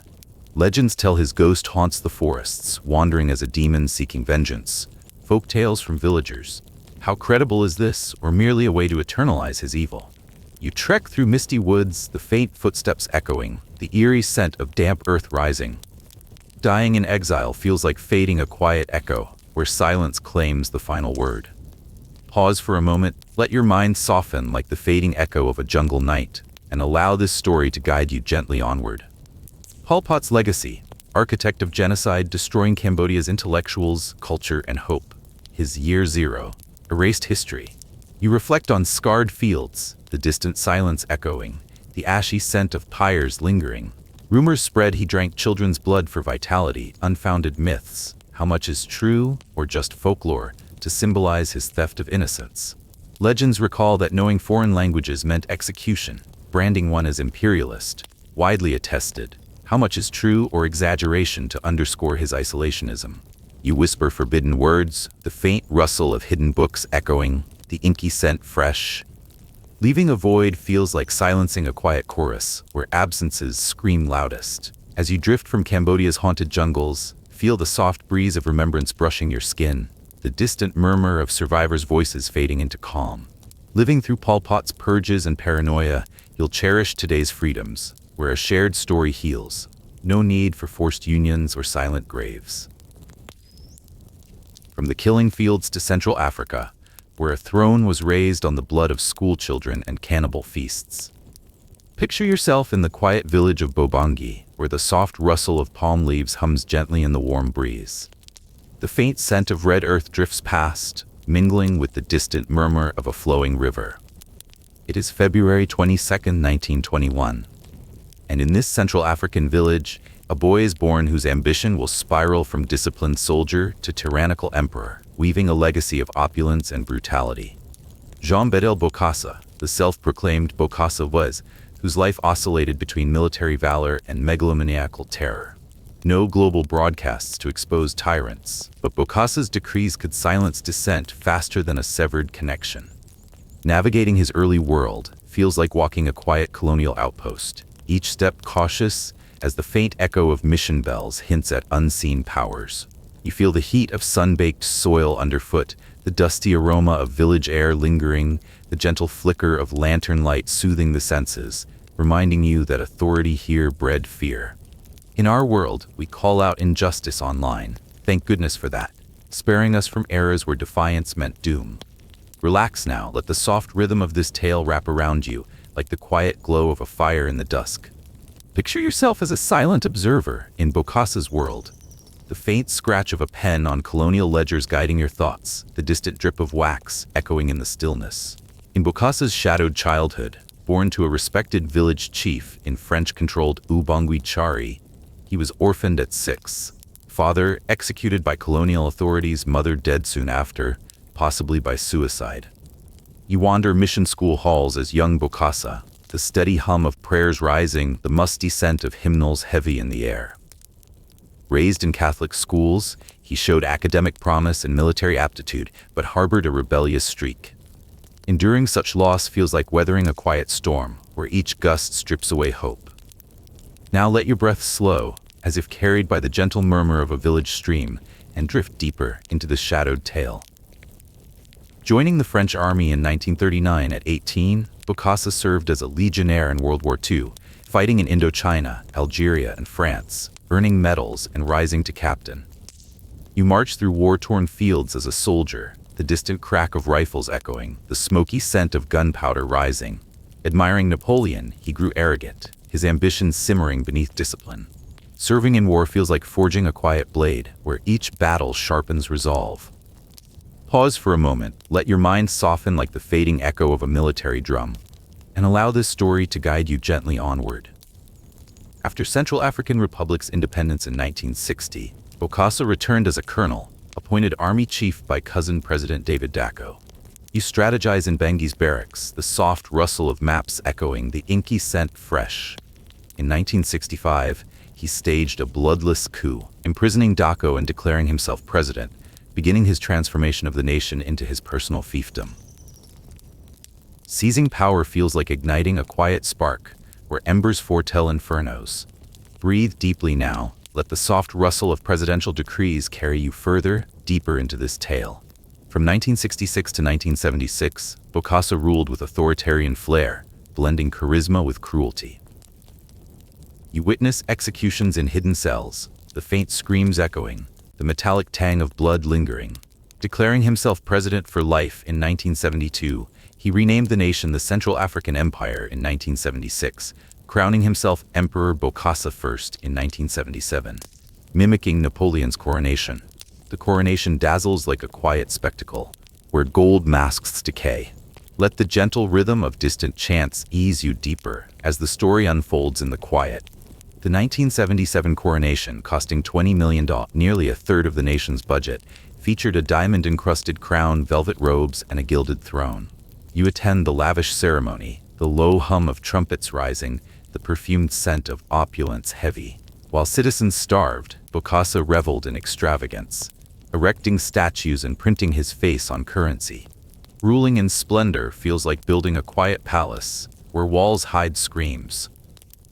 Pause for a moment, let your mind soften like the fading echo of a royal fanfare, and allow this story to guide you gently onward. His regime grew brutal, dissenters were tortured, executed, or vanished. You lurk in palace dungeons, the distant clank of chains echoing, the damp scent of despair rising. In 1979, over 100 schoolchildren were massacred for protesting mandatory uniforms made by his family's company, sparking global outrage.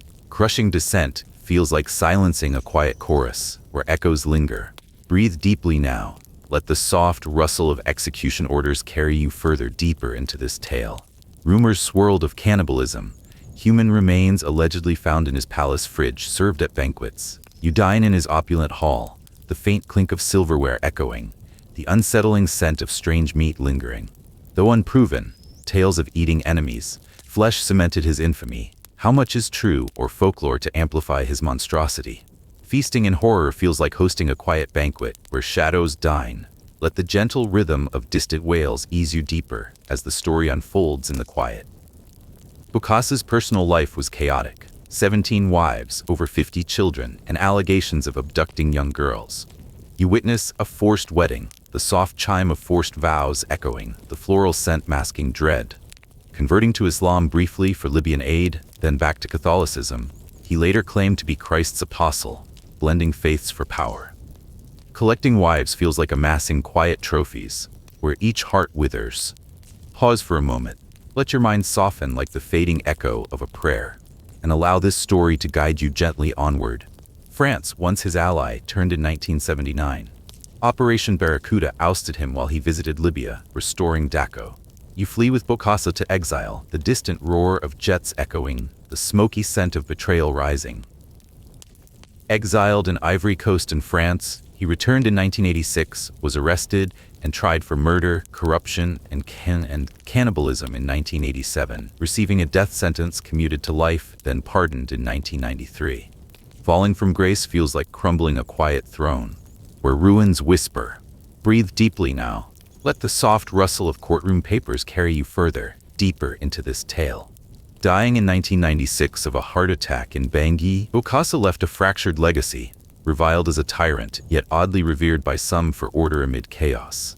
You mourn in his quiet villa, the faint ticking of a clock echoing, the musty scent of neglect heavy. Stories persist of his ghost haunting Bangui, demanding worship. Village folklore, how much is true or myth to eternalize his ego? Dying in obscurity feels like fading a quiet star, where darkness reclaims all. As you drift from Bokassa's gilded nightmare, feel the soft breeze of time brushing your skin, the distant murmur of a nation's healing fading into calm. Living through his reign of terror and delusion, you'll cherish today's accountability, where truth speaks freely. No need for diamond crowns or hidden graves. Ride back to the 5th century, with the scourge of God spreading terror across Europe. Picture yourself on the vast grasslands near the Danube, where the soft whistle of wind through endless plains hums gently in the crisp air. The faint scent of wild herbs drifts past, mingling with the distant call of migrating birds. It is around 406 CE, and in this nomadic world of the Huns, a boy is born whose name will echo through history as a synonym for destruction. Attila, from a noble family in the steppes of Eastern Europe, rises to command an empire that shakes the foundations of Rome.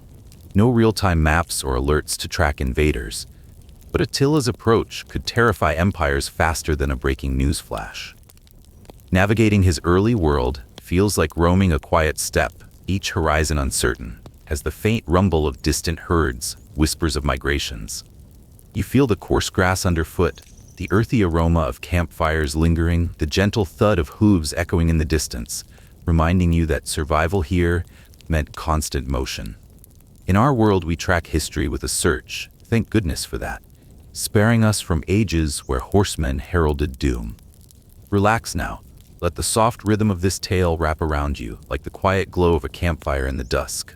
Picture yourself as a silent observer in Attila's world, the faint crackle of flames guiding your thoughts, the distant howl of wolves echoing in the stillness.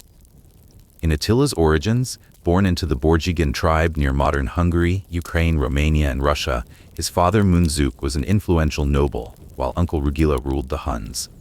You roam the steppes as young Attila, the steady crunch of grass underfoot a monotonous rhythm, the sharp scent of horse sweat heavy in the air. Raised in warrior culture, children like him learned riding by 3 to 5, hunting, archery, and survival in harsh terrains. He mastered Latin and Gothic for diplomacy with Rome, groomed alongside brother Bleda as heirs. Growing amid nomads feels like chasing a quiet wind, where each gust shapes destiny.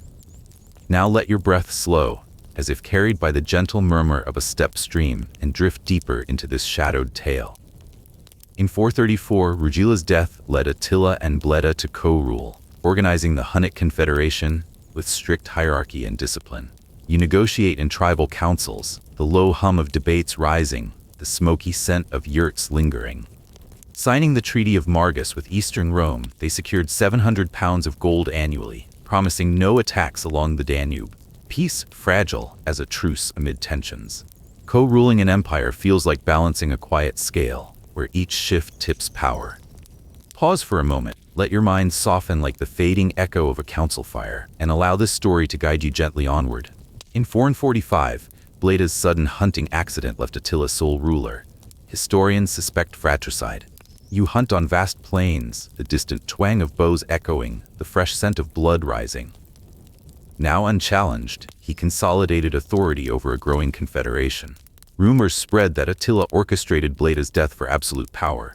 Chronicles hint at foul play. How much is true, or merely speculation to explain his swift ascent? You witness the accident, the faint cry echoing across the steppe, the metallic tang of intrigue heavy. Seizing sole power feels like claiming a quiet throne, where silence seals rivals.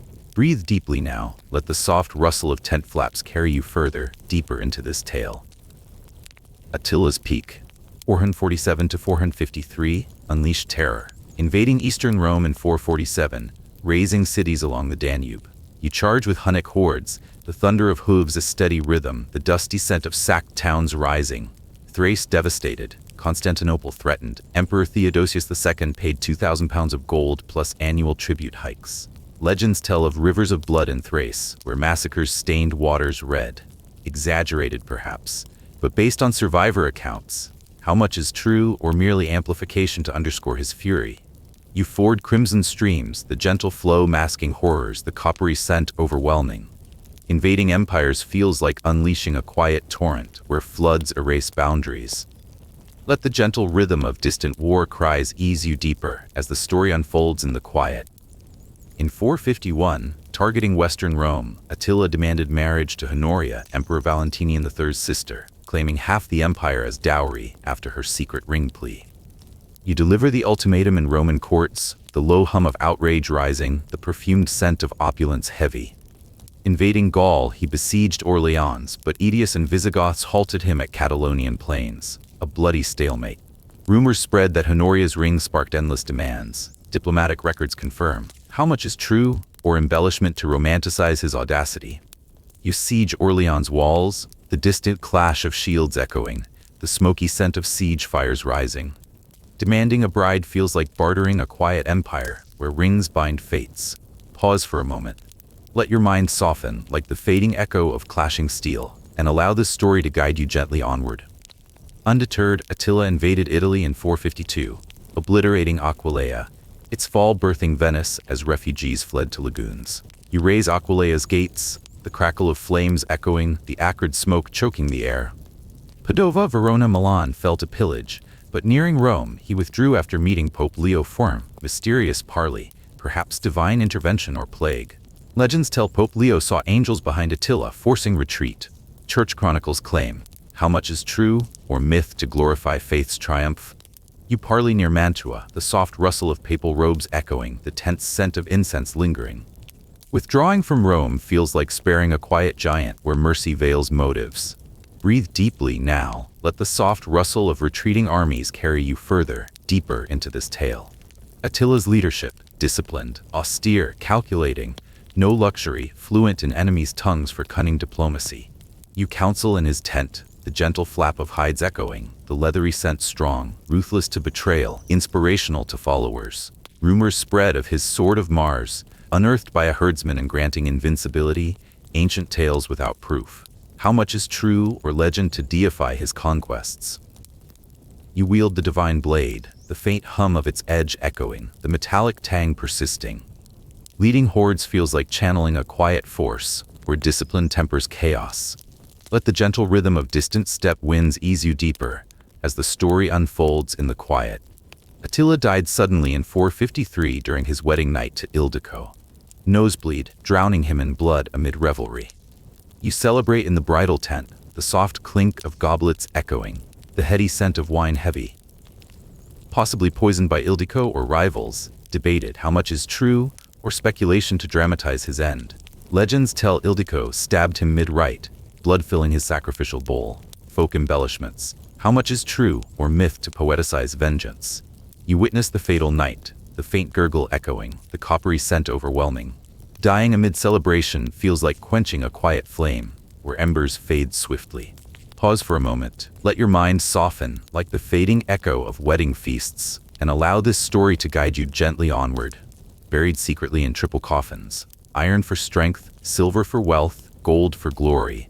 Under a diverted river, gravediggers slain to conceal it. You guard the secret rite, the distant rush of redirected waters echoing, the damp scent of earth rising. Empire fractured among sons, collapsing after Nidau defeat in 454. Rumors spread of his curse. Grass never grows where his horse trod. Exaggerated proverb. How much is true or metaphor for lasting devastation? You traverse barren paths, the faint silence echoing, the dry scent of cursed soil lingering. Burying a legend feels like sealing a quiet tomb where secrets sleep eternally.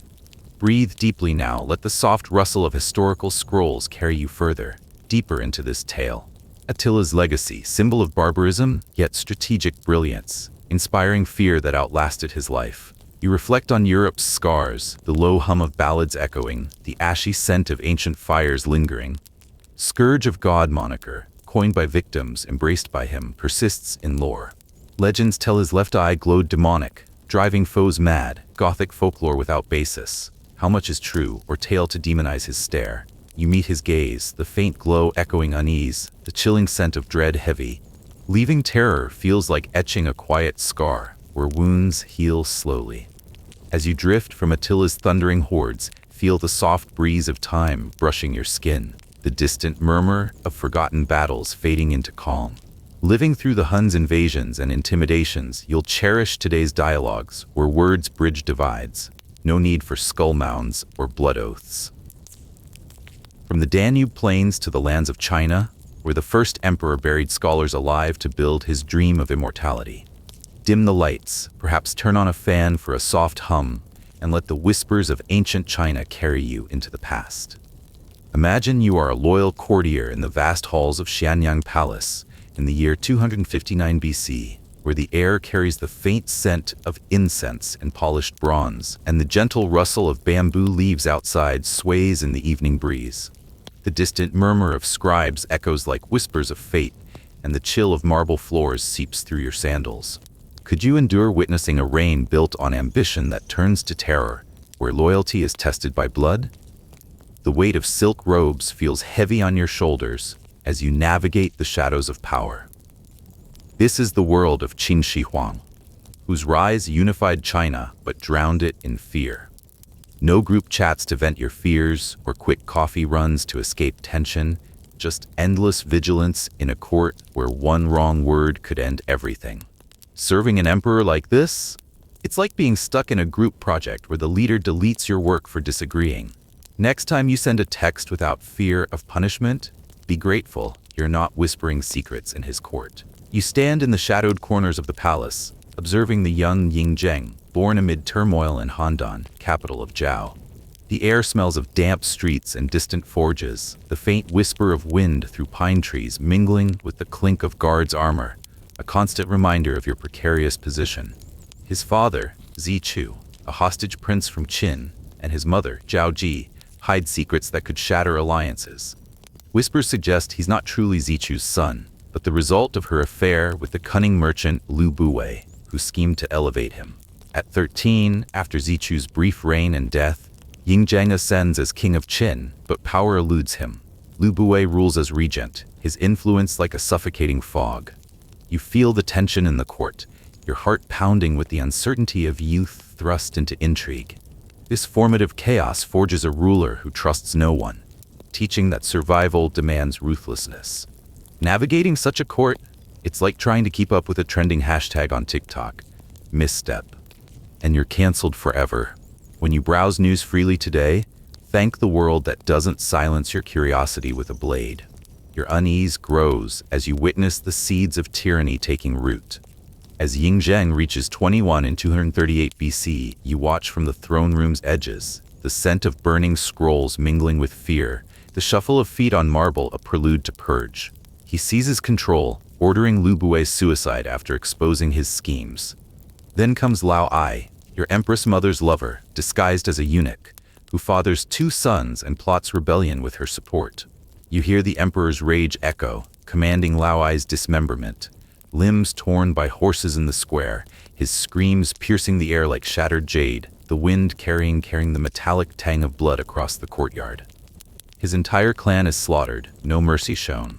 The 2 boys, your half-brothers by blood, sons of Zhao Ji and Lao Ai, are thrown headfirst into basins of blood before their mother's eyes, their tiny cries cut short in a spray of crimson. Zhao Ji is confined in isolation, her wails haunting the nights like ghosts in the wind. Your skin crawls with horror, loyalty warring with revulsion. This consolidation eliminates threats, centralizing power in terror. Witnessing family betrayal? It's like watching your family unfollow you on Instagram after a fight. Except here, it's fatal. Next time you hug a loved one without fear, be grateful you're not choosing between loyalty and survival. Dread settles in your chest as the empire bows, but at what cost?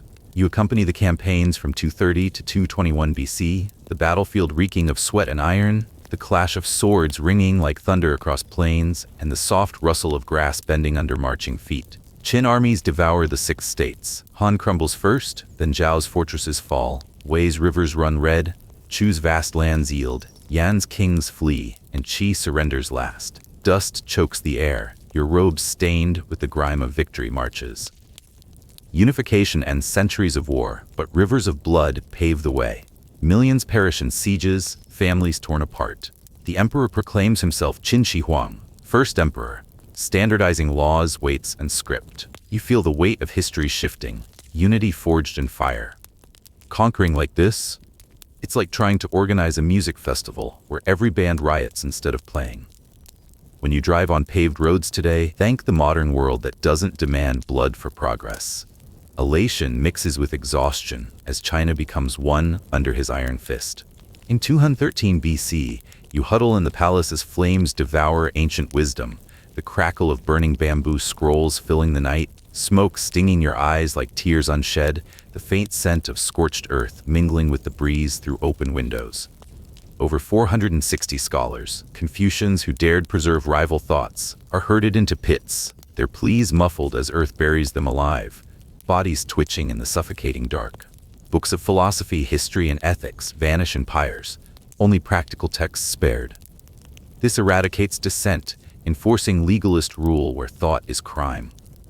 Your throat tightens with suppressed horror, knowing knowledge dies with them. Intellectual slaughter? It's like having your entire cloud library deleted because someone disagrees with your posts. Next time you read a book or blog freely, be grateful your ideas aren't buried under imperial decrees. Sorrow and fear grip you as the empire's mind is chained. You oversee the northern frontier's toil, wind howling like mournful spirits, whistling through the pines and stirring dust across barren hills, the thud of rocks and hammers relentless. Hundreds of thousands, conscripts, prisoners, haul stones under blistering sun or biting cold, backs breaking, hands raw. Many collapse, bodies incorporated into the wall's foundations, bones grinding into mortar. Legends whisper of Meng Jiangnu, whose cries topple a section, revealing her husband's corpse amid the debris. The Great Wall rises, a barrier against invaders, but built on suffering. You taste dust on your tongue, feel the exhaustion in your bones from mere observation. Forcing such labor? It's like being assigned a group project with no deadline but a whip for motivation. When you clock out after a day's work, be thankful your job doesn't demand your life as payment. Despair deepens as the wall stands tall on silent graves. Aging, the emperor summons you to rituals, the air thick with herbal fumes and chants, shadows dancing from flickering lamps, the distant rustle of leaves outside blending with the soft drip of wax. He dispatches Shufu with youths seeking elixirs, but they vanish. Failing sorcerers are executed, buried alive or burned, their screams echoing your growing dread. For his tomb, 700,000 labor 38 years on an underground palace, then are sealed inside, gasping in darkness as doors close forever. Virgins and artisans join them, sacrificed for his afterlife guard.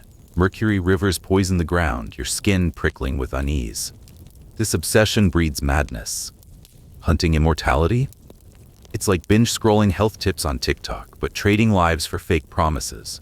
When you visit a doctor today, be grateful for medicine that heals instead of poisons. Terror consumes you, mirroring his fear of the void. In his final years, you witness paranoia peak. Whispers of omens lead to executions, the metallic tang of blood ever present, the wind whispering through palace gardens carrying faint cries. Eldest son Fusu, your half-brother, principled and loyal, is tricked by forged decrees from Zhao Gao and Li Si, drinking poison in exile, believing it was his father's will. In 210 BC on tour, the emperor dies, body concealed in a fish-reeking cart to mask decay. The jolt of wheels your grim accompaniment. The air turns foul, secrecy breeding chaos. This tyrannical end crumbles the empire. Faking such a death? It's like shutting down your social media to hide a scandal, only to spark a bigger one. When you speak freely with friends today, thank a world where secrets don't cost your life. Regret and relief war within you as silence falls. You've witnessed Qin Shi Huang's dark legacy as a courtier. Unification through terror, books burned, scholars buried, walls built on bones, even families slain. The palace halls fade, incense smoke dissipating, the soft breeze through ancient pines easing you into peace. His reign forged China but at humanity's cost, teaching that power unchecked devours all. Yet it highlights resilience amid tyranny, echoes lingering in history's halls. Tonight, as you slip into clean sheets with Wi-Fi at your fingertips and no fear of imperial spies, thank the modern world where your voice, your family, and your dreams are yours to keep. Sleep soundly, wrapped in the gentle hum of the present, free from imperial shadows. Leave the Great Wall behind for the Korean Peninsula, where the royal palace turned into a blood-soaked nightclub. Close your eyes, let the soft flicker of candlelight guide you, and drift into the shadowed courts of ancient Joseon. Imagine you are a loyal court scribe in the grand halls of Jeongbok Palace in the year 1476, where the air carries the faint scent of incense and polished wood, and the gentle rustle of maple leaves outside sways in the autumn breeze. Could you endure witnessing a reign that spirals from promise into madness, where a king's grief turns to terror? The stone floors feel cool under your feet. The weight of ink brushes heavy in your hands as you record the shadows of power. This is the world of Yeon Sang-gun, whose birth promised greatness but unleashed tyranny on Joseon. No group chats to vent your fears or quick coffee runs to escape tension. Just endless vigilance in a court where one wrong stroke could end everything. Serving a king like this? It's like curating a perfect Instagram feed where one bad post gets you canceled forever. Next time you post freely without fear, be grateful you're not scribbling secrets under a tyrant's gaze. You huddle in the palace's quiet corners, observing the birth of Yi Young in 1476, son of King Seongjong, a benevolent ruler devoted to Confucianism, and Lady Yoon, a beauty whose jealousy seals her fate. The air smells of herbal teas brewed for the newborn, the soft coo of attendants mingling with the distant chime of temple bells. At 3, his mother is exiled for slapping the king, poisoned in 1482 by court order. The truth is buried, her name forbidden, leaving the boy in a void of loss. Whispers spread among palace maids that young Yi Young's gaze, even at 5, made children tremble, as if he saw ghosts in their eyes. You feel the chill of secrecy in the halls, your heart aching with his unspoken grief. This tragedy breeds suspicion and rage, turning a prince into a vessel of vengeance. Growing up without a mother's truth, it's like piecing together a family puzzle where half the pieces are hidden under the rug. When you hug your family today, thank the world that doesn't bury love in silence. Your unease grows as his isolation deepens. You watch from the throne room's edges as Yi Young, now 18 in 1494, ascends as Yeon Sang-gun after Seongjong's death. The palace buzzes with hope, the scent of fresh ink on decrees filling the air, the gentle rustle of silk robes a prelude to his early reforms. For 2 years he rules wisely, promoting education, rewarding merit. But in 1498, uncovering his mother's execution ignites fury. The halls echo with his shouts, rain pattering on tiled roofs like tears unshed, whispers of a night when he smashed a mirror, claiming his mother's face stared back, demanding blood. You tremble, recording the shift from promise to bitterness. This revelation births a tyrant who sees betrayal everywhere. Ascending amid hidden lies, it's like inheriting a family business built on secrets that could bankrupt you overnight. Next time you uncover a family truth without ruin, be grateful for a world that values honesty over silence. Dread settles as his rule darkens. You kneel in the court as the first literati purge erupts in 1498, the air thick with fear and burning paper, the distant whisper of wind through cherry blossoms offering no solace. Yeon Sang-gun revives his mother's case, executing over 200 scholars for supporting her exile, their blood pooling on stone floors. In 1504, a maid's slip reveals Seongjong's role, unleashing the second purge. Statesmen like Yu Jaguang are disemboweled, heads hung on city gates. One morning, a minister's chair sits half an inch too high. Yeon Sang-gun orders it hacked apart and the man gutted, his screams echoing as snow falls silently outside. You feel the cold blade's threat, your brush trembling. Political terror like this, it's like moderating a forum where mods ban users for old posts they never made. When you debate freely online today, thank a society that doesn't execute for differing views. Horror grips you as the court falls silent. You observe from the palace shadows as Yeon Sang-gun's depravity peaks in 1505 to 1506, the air heavy with wine and perfume, the soft patter of rain on roofs, masking muffled cries.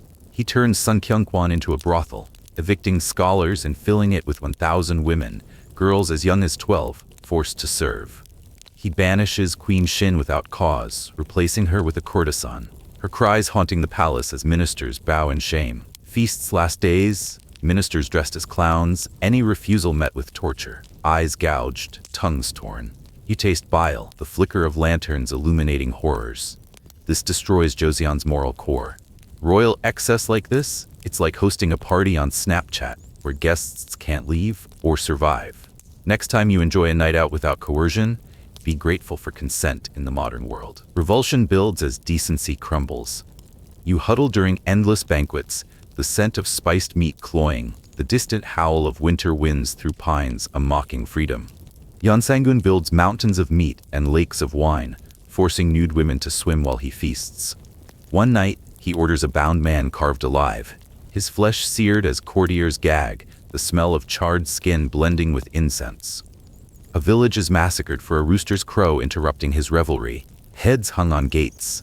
You feel the heat of braziers, heart pounding. Banqueting amid death, it's like a Zoom happy hour where logging off means execution. When you eat freely without fear today, thank a world that doesn't demand blood with every bite. Despair deepens as the palace becomes a tomb of joy. You shiver in the snowy courtyard as Yeonsangun orders hundreds to dance nude in a blizzard, their screams drowned by flutes, the wind whistling through frozen branches.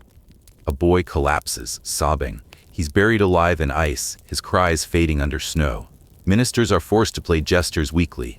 One elder beaten to death for a weak laugh, blood staining the floor as you choke back tears. The palace grows haunted. Nights echo with ghostly recitations, Yeonsangun screaming at unseen scholars. You feel the chill of unseen eyes, ink freezing in your brush. Living under such terror, it's like working a job where every mistake costs your life.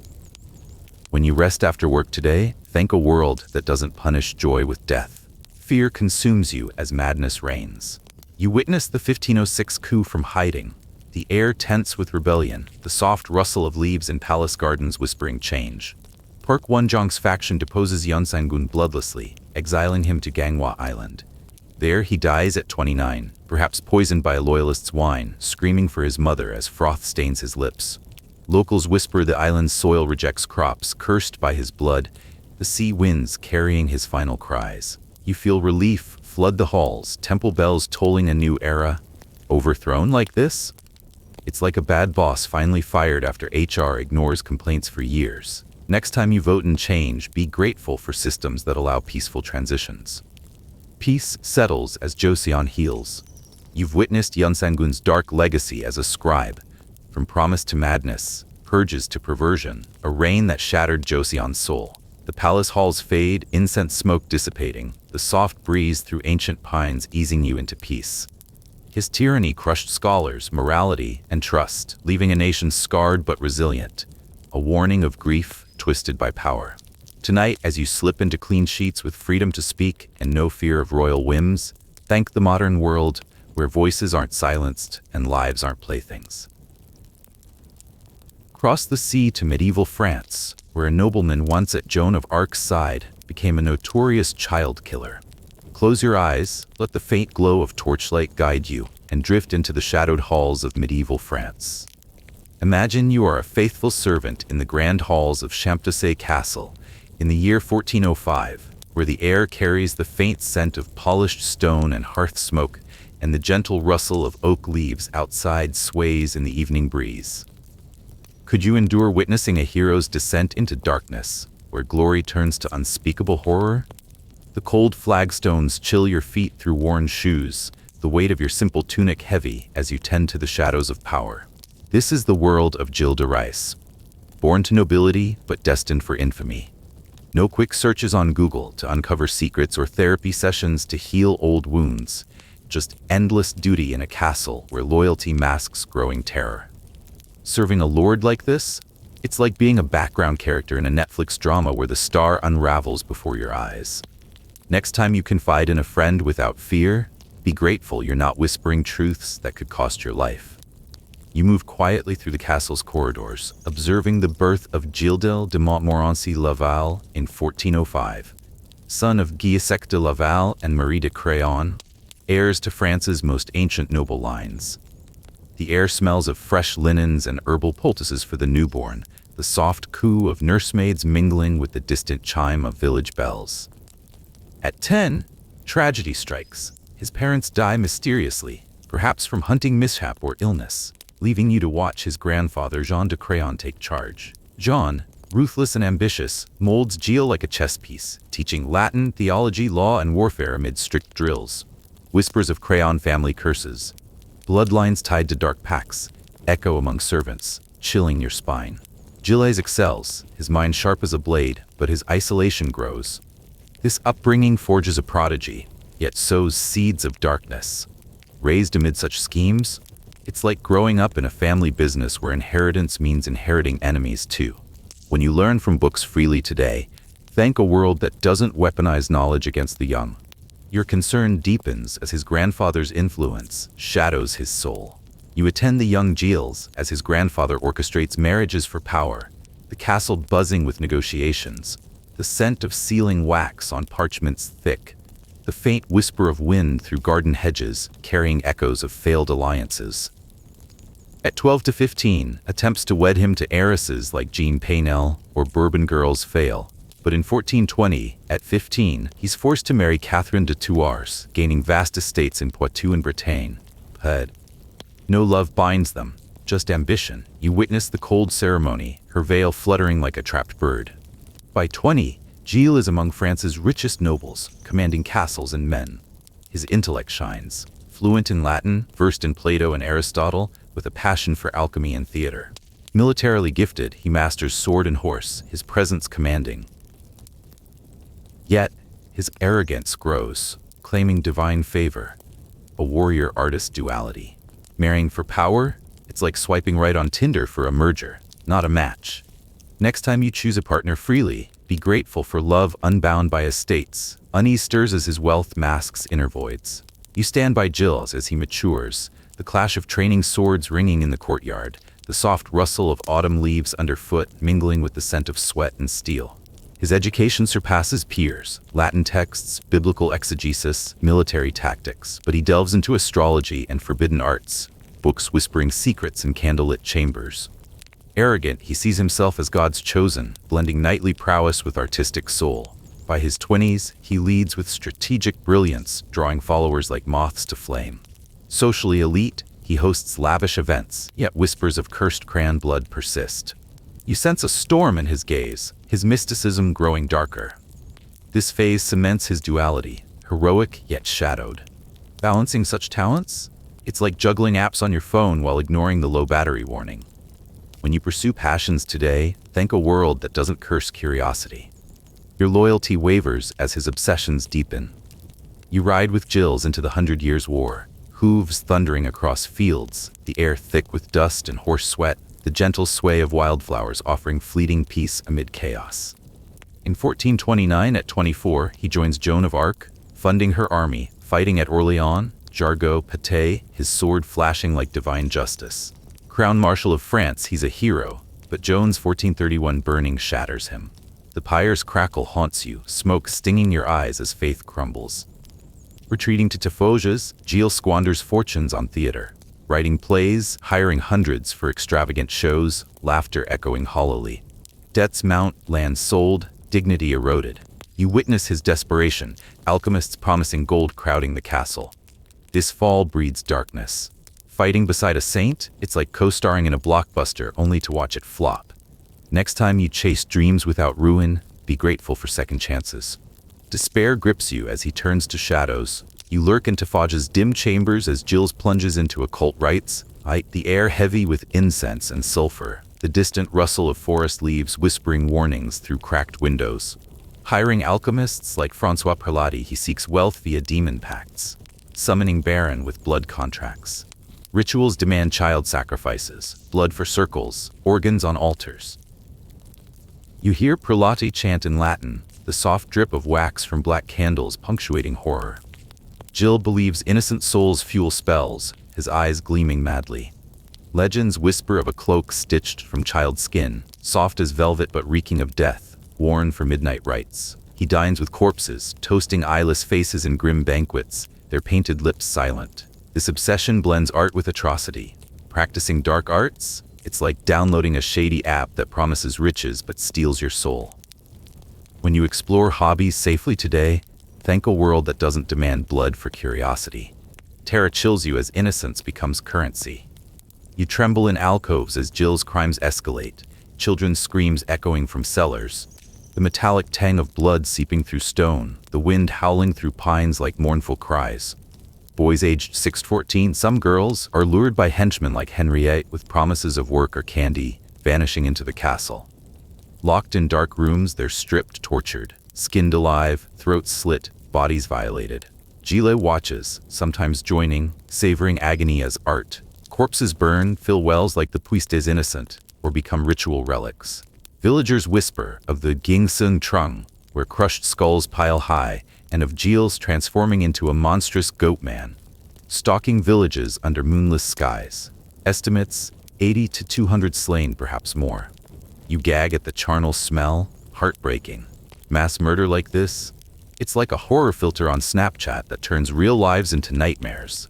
Next time you protect children online, be grateful for laws shielding innocence. Horror overwhelms you as the castle becomes a slaughterhouse. You cower as investigations begin in 1440, sparked by a kidnapped cleric. The air tense with whispers, the soft patter of rain on towers drowning distant sobs. Villagers report missing children, servants confess rituals, bones surface in wells. Jill denies, clad in finery, but cracks, admitting murders, sodomy, necromancy. The trial reveals 140-plus victims, bodies burned or sunk in rivers. The church brands him heretic, sentencing hanging then burning, his screams swallowed by flames. You feel the pyre's heat, relief mingling with revulsion. Legends claim no birds fly over Tifages, the soil cursed, reeking of blood. Exposed like this? It's like a scandal going viral on X, no delete button for the guilty. When justice prevails today, thank systems that uncover truth without medieval trials. Peace descends as his evil ends. You've witnessed Gilles de Reyes' dark legacy as a servant. From noble birth to monstrous fall, heroism twisted into horror. The castle halls fade, incense smoke dissipating, the soft breeze through ancient oaks easing you into calm. His crimes inspired Bluebeard tales, symbolizing depravity, a case study in sadism and occult madness. Yet it warns of power's corruption, resilience shining in survivors' stories. Tonight, as you rest safely with loved ones near, no shadows lurking, thank a world where innocence is guarded and darkness doesn't claim the night. From French castles back to the grandeur of Rome, where a teenage emperor turned the palace into a temple of human sacrifice. Close your eyes, let the faint glow of torchlight guide you, and drift into the shadowed palaces of ancient Rome. Imagine you are a devoted palace attendant in the opulent halls of the imperial palace, in the year 203 AD, where the air carries the faint scent of exotic incense and polished marble, and the gentle rustle of olive leaves outside sways in the evening breeze. Could you survive serving an emperor whose whims turn from eccentricity to horror, where divine madness devours all? The cool stone floors seep chill through your sandals, the weight of your simple tunic heavy as you navigate the corridors of power. This is the world of Elagabalus, born Sextus Varius Avitus Bassianus, a boy destined for the throne but remembered for infamy. No therapy apps to unpack royal trauma or forums to vent palace drama, just silent obedience in a world where one misstep invites doom. Serving an emperor like this? It's like being a silent extra in a reality show where the host decides your fate on a whim. When you express yourself freely today, be grateful you're not silenced by imperial caprice. You linger in the palace shadows, witnessing the birth of young Avitus around 203 in Emesa, Syria, son of Julius Oemius from the influential Severan family and a lineage tied to Emperor Caracalla. The air smells of spiced oils anointed on the newborn, the soft murmur of Syrian chants mingling with distant temple bells. Raised in a priestly household, he becomes high priest of Elagabal, the sun god, his days filled with rituals under his grandmother Julia Mesa's watchful eye. Whispers of his true paternity, perhaps Caracalla's illegitimate son, stir the court, fueling ambitions. You feel the tension of hidden bloodlines, your heart uneasy as the boy's divine role isolates him from normal childhood. This upbringing blends religion and politics, forging a prince who sees himself as godlike. Growing up amid such secrets, it's like inheriting a family tree with branches twisted by rumors. When you trace your roots online today, thank a world that doesn't weaponize lineage for power. Your concern grows as his family's schemes unfold. You stand discreetly as the women of the Severin clan orchestrate his rise in 218, the palace buzzing with intrigue, the scent of plotting letters sealed with wax thick in the air, the faint whisper of wind through cypress trees carrying echoes of rebellion. After Caracalla's assassination, Macrinus usurps the throne, but Julia Mesa spreads rumors that Avitus is Caracalla's son, rallying Syrian legions. The uprising crushes Macrinus at Antioch, crowning the 14-year-old as Marcus Aurelius Antoninus Augustus. You witness the coronation, his youthful face masking the storm ahead. This ascent, fueled by female cunning, thrusts a boy into empire-wide power. Scheming for a throne like this? It's like rigging a viral challenge on TikTok to go global overnight. Next time you vote in leaders peacefully, be grateful for systems without blood-soaked coups. Excitement mixes with foreboding as his reign begins. You serve in the newly built Elagabalium temple on Palatine Hill, the air heavy with Syrian incense and blood from sacrifices. The distant rustle of sacred groves whispering ancient rites. Elagabalus imports the black stone of Elagabal, declaring it supreme, forcing Roman gods like Jupiter to marry it in bizarre ceremonies. He demands worship, blending Eastern mysticism with Roman tradition, offending senators who see it as heresy. You choke on the smoke of altars where animals and rumors say humans are slain, their blood pooling on marble as he chants. This imposition fractures Rome's spiritual core. Imposing a foreign god, it's like forcing a meme on X that no one wants to like. When you practice faith freely today, thank a world that doesn't mandate divine mergers. Revulsion stirs as piety turns profane. You attend lavish banquets where excess reigns, the scent of roasted meats and wine cloying, the soft patter of rain on tiled roofs masking uneasy murmurs.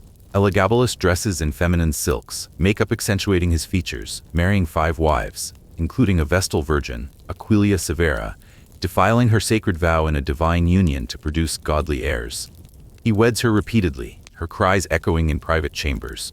With male lovers like Hierocles, he submits in public displays, beaten and bound for pleasure, blending pain with passion. You avert your eyes as he auctions himself in palace brothels, coins clinking like chains. This debauchery shocks Rome's conservative elite. Indulging such whims? It's like hosting a scandalous live stream on Twitch with no mods. Next time you love without judgment, be grateful for privacy and intimacy. Disgust builds as boundaries dissolve. You witness arbitrary cruelties in the palace gardens, the air tense with fear, the distant howl of winds through pines like warning cries. Elagabalus releases snakes into crowds for amusement, watching chaos unfold as bites claim lives. He hurls knives, animals, or filth at guests, laughing at their terror. One feast, tons of rose petals cascade from the ceiling, burying attendees alive in fragrant suffocation, their gasps muffled by blooms. Victims are dissected alive for curiosity, bodies carved open to observe innards pulsing. You gag at the metallic stench, heart pounding as he sips wine amid screams. These acts terrorize nobles and commoners alike. Toying with lives? It's like a prank video on YouTube gone fatally wrong. When you play harmless games today, thank a world that doesn't turn fun into fatality. Horror overwhelms as whims become weapons. You hide as sadism peaks in hidden chambers. The metallic tang of blood thick, the faint rustle of curtains whispering secrets through cracked windows. Slaves are bound in sacks and drowned, or hung like meat, gnawed by rats.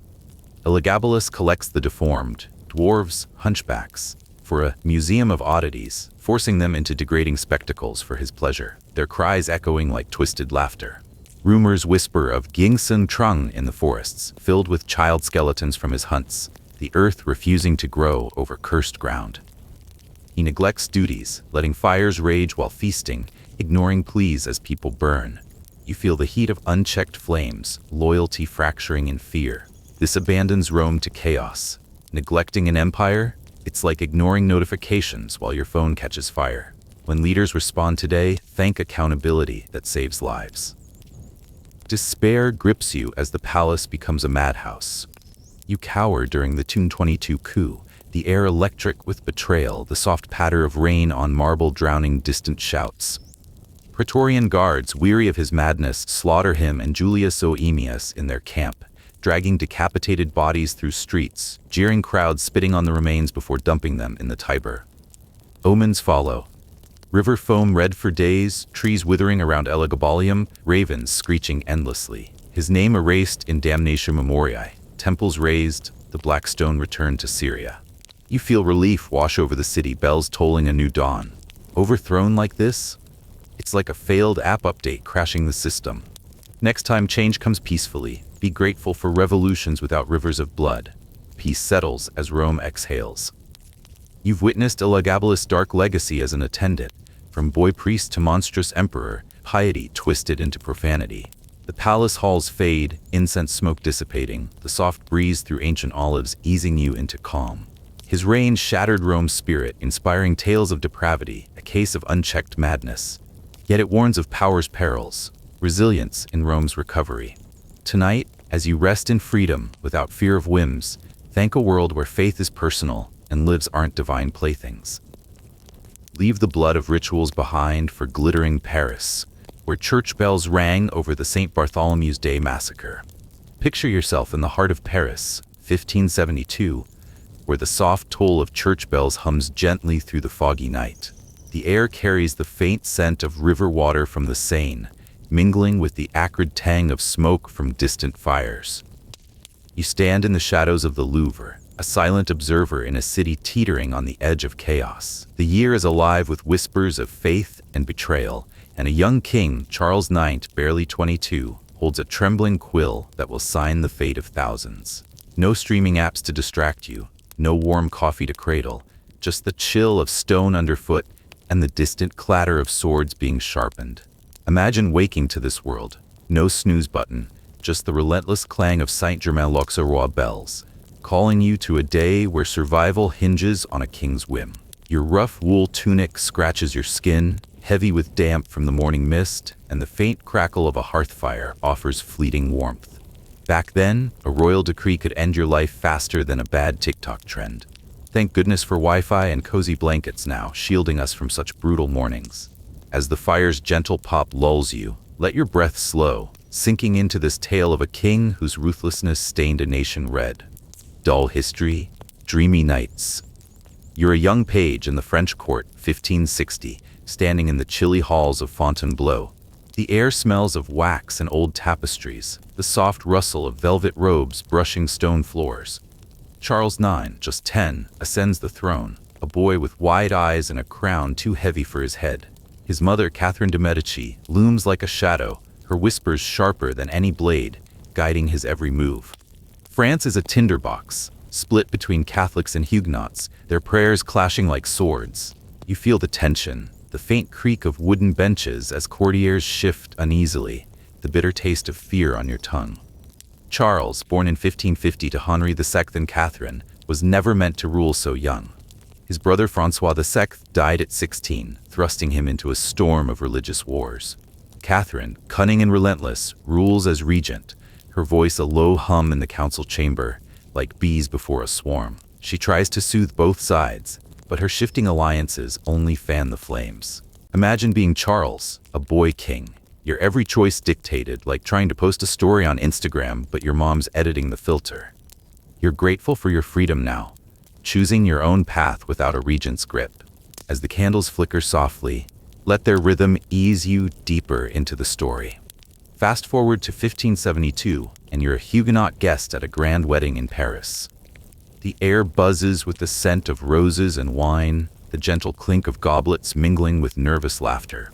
Charles, now 22, hopes to unite his fractured kingdom by marrying his sister Marguerite to Henri of Navarre, a Protestant leader.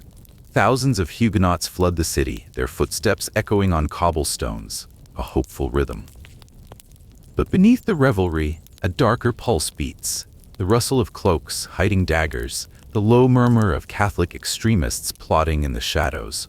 You stand in Notre Dame's shadow, the cool stone against your palm, the faint hum of hymns drifting through stained glass. Catherine fears the growing influence of Gaspard de Coligny, a Huguenot admiral advising Charles.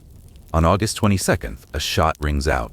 Coligny is wounded, not killed, and the city tenses like a drawn bowstring. You feel the panic, the sharp tang of gunpowder lingering in the air, the distant shout of angry voices. Planning a wedding today? You'd check guest lists on an app, not brace for an ambush. Let the soft drip of wax from a nearby candle calm your mind, guiding you toward the next shadowed turn. As the wedding's echoes fade, you're a trembling servant in the Louvre, August 24th, 1572, the night of St. Bartholomew's Day. The bell of Saint-Germain-l'Auxerrois tolls, a deep, ominous thud that shakes the air. It's the signal. You hear the sudden roar of chaos, screams, the wet thud of blades, the splintering of doors. Charles, pressured by Catherine and Catholic nobles, has unleashed horror. "Kill them all," he reportedly cries, his voice breaking, a boy king crumbling under fear of rebellion. Huguenots are slaughtered in their beds, on streets and churches. Coligny's body is hacked, thrown from a window, his head severed. The Seine runs red, the stench of blood thick, the rhythmic clash of steel a grim lullaby. You huddle in a corner, the cold stone biting your knees, the faint rustle of your cloak hiding your shaking breath. Over 3,000 die in Paris, 10,000 to 30,000 across France as the massacre spreads. Charles doesn't stop it, his silence as damning as his signature. Imagine the chaos, no group chats to warn friends, just whispered prayers cut short by steel. Relax now, let the distant hum of a night breeze soothe you, carrying you past this crimson night. The massacre's echoes linger, and you're a physician's aide in the Louvre. Weeks later, the air is heavy with the scent of herbs and sickness, the soft creak of floorboards under Charles's restless pacing. At 22, he's unraveling, haunted by nightmares, screaming of blood dripping from ceilings, washing his hands raw yet seeing stains that aren't there. You hear his hoarse whispers, "I signed their deaths," blood everywhere, as candles flicker, casting shadows like ghosts. His obsession grows dark. He crafts arrows, stabs effigies of Huguenots, feeds beasts raw meat, their growls a steady rhythm in the night. His health fails, tuberculosis ravages him, blood seeping from his mouth, nose, eyes, as if his body weeps for his sins. You feel the damp cloth in your hand, wiping his fevered brow, the faint drip of water a quiet counterpoint to his rasping breaths. No therapy apps, no support groups, just a king drowning in guilt, his court turning to his brother Henry. Today we'd call for help. Then he faced his demons alone. Let the gentle rustle of linen sheets calm you, guiding you toward the next grim chapter. You're a Catholic noble now, in the council chamber, 1573, the air thick with incense and ambition. The soft scratch of quills on parchment marks decrees that favor the Guise family. Catholic extremists who thrive on Charles's weakness. They push for more purges, Huguenot pastors hanged, churches burned, laws stripping Protestants of rights. You sense the weight of their gaze, the faint clink of armor as their private armies patrol. Charles, paralyzed by fear, lets them steer France deeper into division, his silence fueling civil war. No public forums to debate, no polls to sway, just blood and decrees. The Guises' grip tightens, towns like Rouen and Lyon echo Paris's horrors, and you hear the distant screams, a grim rhythm against the crackle of burning homes. Charles' inaction is his ruthlessness, a king who legalizes murder by doing nothing. Relax, let the soft hum of a distant lute ease the tension, carrying you to his final days. It's May 1574, and you're a priest at Vincennes, where Charles lies dying at 23. The air reeks of blood and wax, the faint drip of melting candles a steady beat. His body betrays him. Blood pours from every orifice, as if the victims of St. Bartholomew's curse him. He screams of Coligny's ghost, of blood on walls, his voice hoarse, the creak of his bed frame a mournful rhythm. Alone, abandoned by Catherine and courtiers, he whispers, "The blood, it cries," as you clutch your rosary, its beads clicking softly. No hospitals, no pain relief, just prayers and pain. His death is a grim echo of his life, a king who signed away thousands and paid with his soul. Today we'd seek help. Then he bled out in torment. Let the gentle rustle of pages turning in a prayer book lull you, easing you toward the story's close. As Charles's final breath fades, you stand outside Vincennes, the cool night air brushing your face, the distant toll of bells a fading whisper. His reign, defined by the St. Bartholomew's Day massacre, left France torn, its rivers red, its people divided for decades. Charles wasn't a monster like Caligula, but his weakness, his silence, made him ruthless, a king who let extremism flourish. You reflect on his poetry, his love for culture, now drowned in blood. His legacy warns of power unchecked, of silence as deadly as a sword. Feel the soft weight of your modern bed, the gentle hum of a quiet room, No bells signaling slaughter. No royal plots haunt your nights, just the glow of a screen, a far cry from blood-soaked decrees. Charles's story reminds us to value peace, to speak against hate. As the fire's last embers fade, let their soft crackle guide you to sleep. Cross the burning deserts of India, where a dreamer's reforms starved hundreds of thousands. Picture yourself in the bustling streets of Delhi, 1325, where the soft chime of temple bells hums gently through the warm night air. The faint scent of sandalwood and dust brushes past, mingling with the distant clatter of ox carts on cobblestone. You stand in the shadow of a towering minaret, a silent observer in a city pulsing with life and secrets. The year whispers of ambition and dread, and a young prince, Jana Khan, soon to be Muhammad bin Tughlaq, grips a quill with a hand that will shape an empire in blood and brilliance. No notifications buzzing your phone, no streaming shows to lull you, just the flicker of oil lamps and the weight of a kingdom's fate. Imagine waking here, no alarm to snooze, just the sharp cry of a muezzin piercing the dawn, pulling you into a world where a king's whim could end your life faster than a crashed app. Your coarse cotton tunic scratches your skin, heavy with the day's heat, and the faint rustle of palm leaves overhead offers fleeting calm.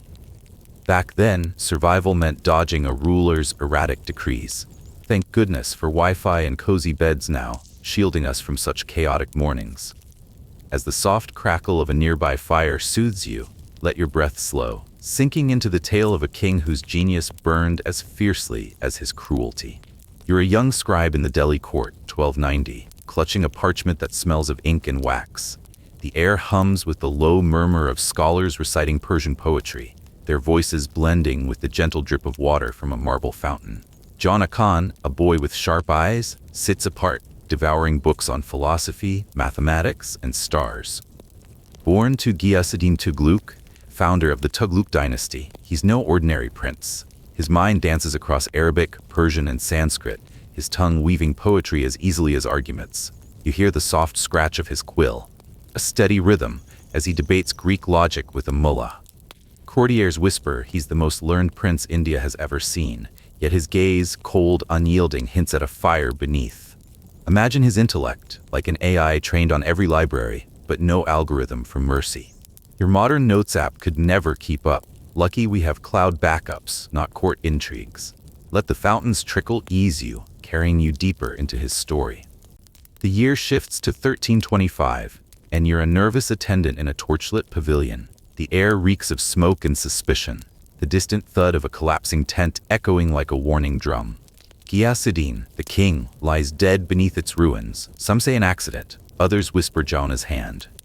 You feel the weight of eyes on you, the soft rustle of silk robes as courtiers shift, fearing the new king. Jana ascends as Muhammad bin Tughlaq, his crown gleaming under flickering flames. His empire stretches from Punjab to Bengal, a patchwork of restless lands. He welcomes poets and astronomers, his voice warm as he speaks of progress, yet sharp as a blade when crossed. You sense the paradox, a king who pens poetry but dreams of absolute control, like a coder writing utopian algorithms that crash in reality. As the torches sizzle softly, let their rhythm lull you, guiding you to his bold, reckless reign. Now you're a weary merchant in Delhi, 1327, standing in a crowded bazaar. The air buzzes with the clink of coins and the sharp scent of spices, but panic ripples through the crowd. Muhammad decrees the capital must move to Daulatabad, 1,400 kilometers south, to rule India's heart. Not just nobles, everyone must go. You trudge through blistering heat, the crunch of dirt underfoot, the faint wail of children fading into silence. No apps to map your route, no relief stations, just endless roads and death. Thousands perish from hunger, thirst, disease, their bodies marking a trail of despair. You reach Daulatabad, parched and broken, only to learn the city lacks water, its walls unfit for a capital. Then, Muhammad orders you back to Delhi. Another march, another graveyard. The soft rustle of your tattered cloak blends with the wind's low moan, a grim lullaby. Imagine a CEO forcing a city to relocate overnight, no logistics, just orders. Thank goodness for remote work, not royal whims. Let the wind's whisper calm you, easing you forward. Years pass, and you're a trembling trader in a Delhi market, 1330, clutching a handful of new coins. The air smells of molten metal, The distant clang of forges a steady beat. Muhammad's latest vision: replace silver with copper coins, equal in value by his word alone. You hesitate, the coin's dull gleam mocking your savings. Soon, everyone's forging their own. Kitchens become mints, flooding bazaars with fakes. You buy rice with worthless copper, but merchants refuse it, and your wealth vanishes like a bad crypto crash.